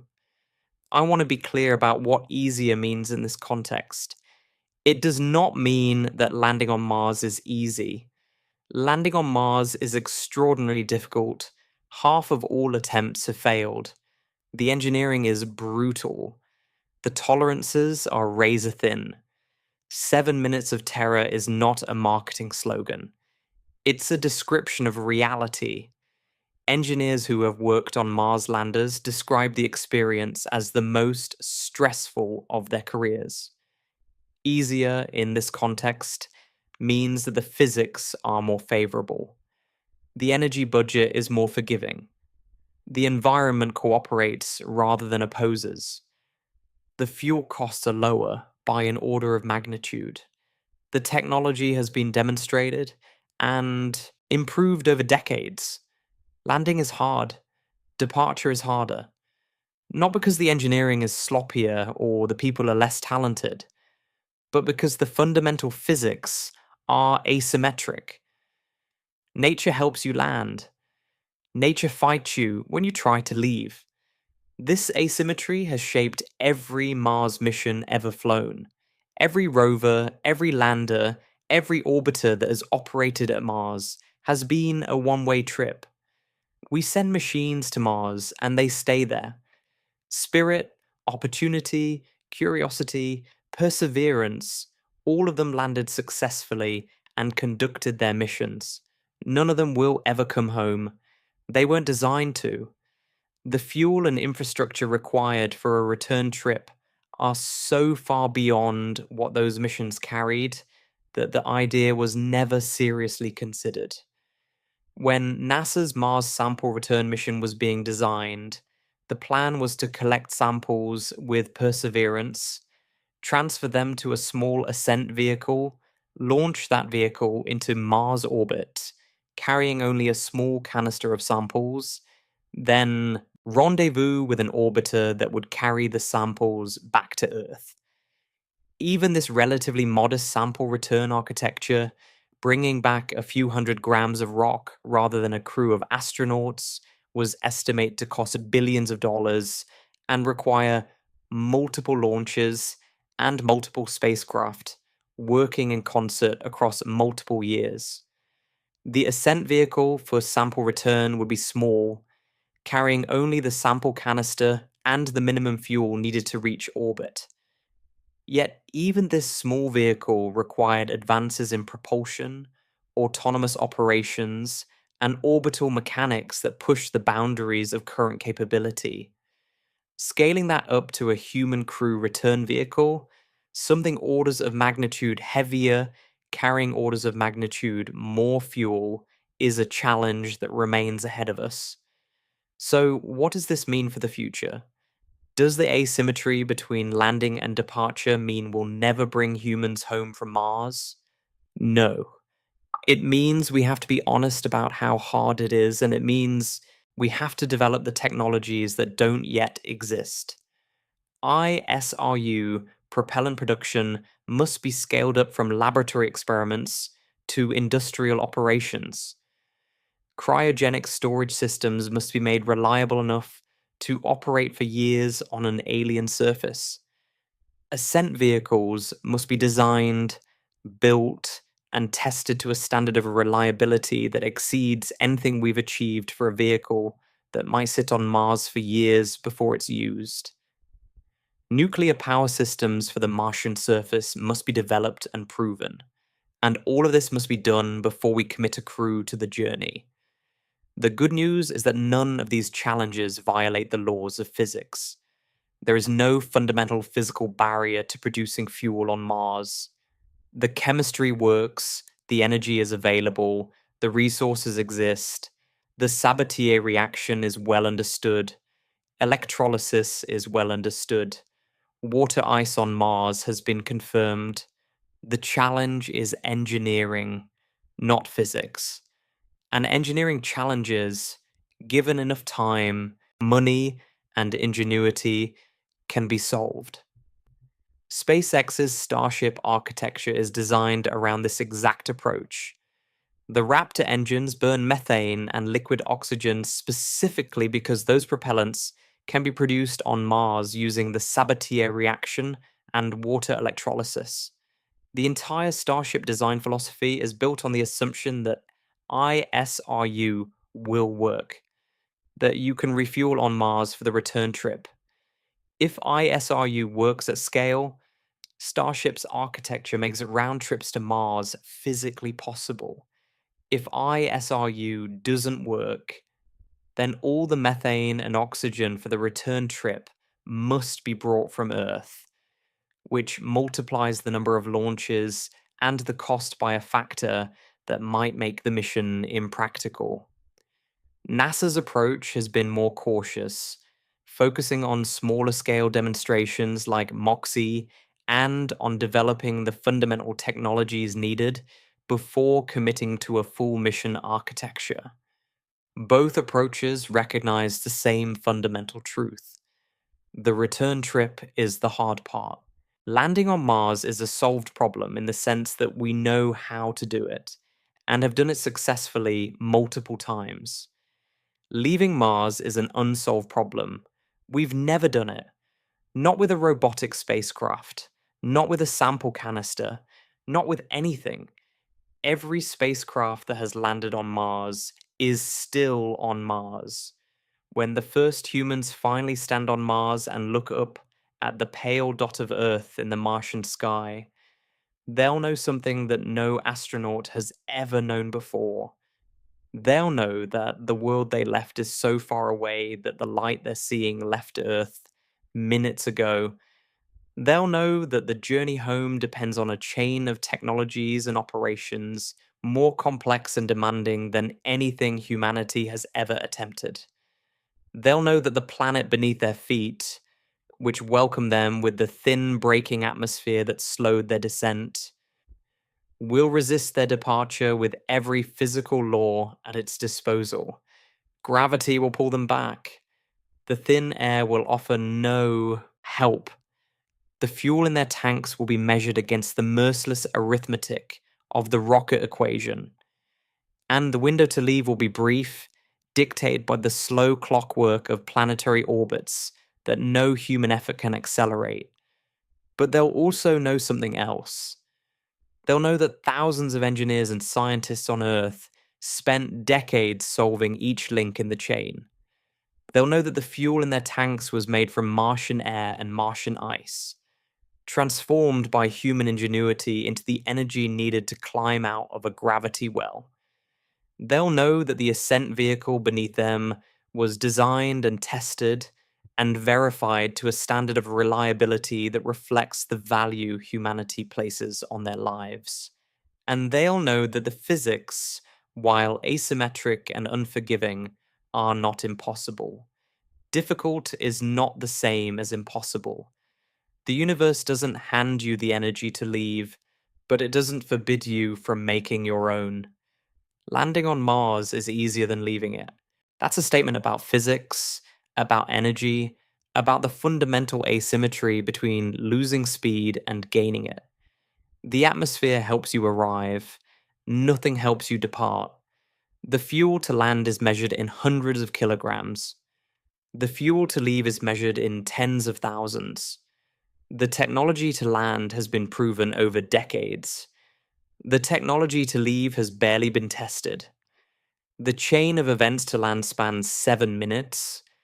The chain to leave and return spans years. Every comparison points in the same direction. Arrival is hard. Departure is harder. But this asymmetry is not a reason to stay home. It's a description of a challenge, and challenges are what engineers exist to solve.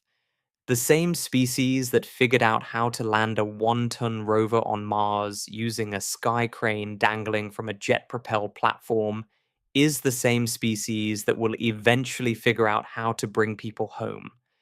It will take time. It will take money. It will take ingenuity on a scale that matches the challenge. But the laws of physics permit it, and if the laws of physics permit it, then it's a matter of when, not if. The universe made landing easier than departure. It gave us a thin atmosphere to break our fall and demanded that we earn every meter per second of our escape. But earning it is what we do. Every rocket ever launched, every orbit ever achieved, every landing ever accomplished on any world was earned against the resistance of gravity and the tyranny of the rocket equation. We've been fighting this fight since the first rocket left the ground. Mars is just the next round, the hardest round yet, but not the last. Someday, a crewed vehicle will ignite its engines on the Martian surface, rise through that thin carbon dioxide atmosphere, and climb into the black sky above Mars. It will accelerate past the speed of sound, then past orbital velocity, then past escape velocity. It will leave Mars behind and fall sunward toward Earth on a 9-month arc through empty space. And months later, it will slam into Earth's thick atmosphere at 30,000 miles per hour, wrapped in fire, decelerating at forces that push human endurance to its limits. And when the parachutes open and the capsule descends toward the surface, when the crew feels the weight of Earth's gravity on their bodies for the first time in years, they will have completed the most difficult journey in the history of human exploration. Not because they landed on Mars, but because they left.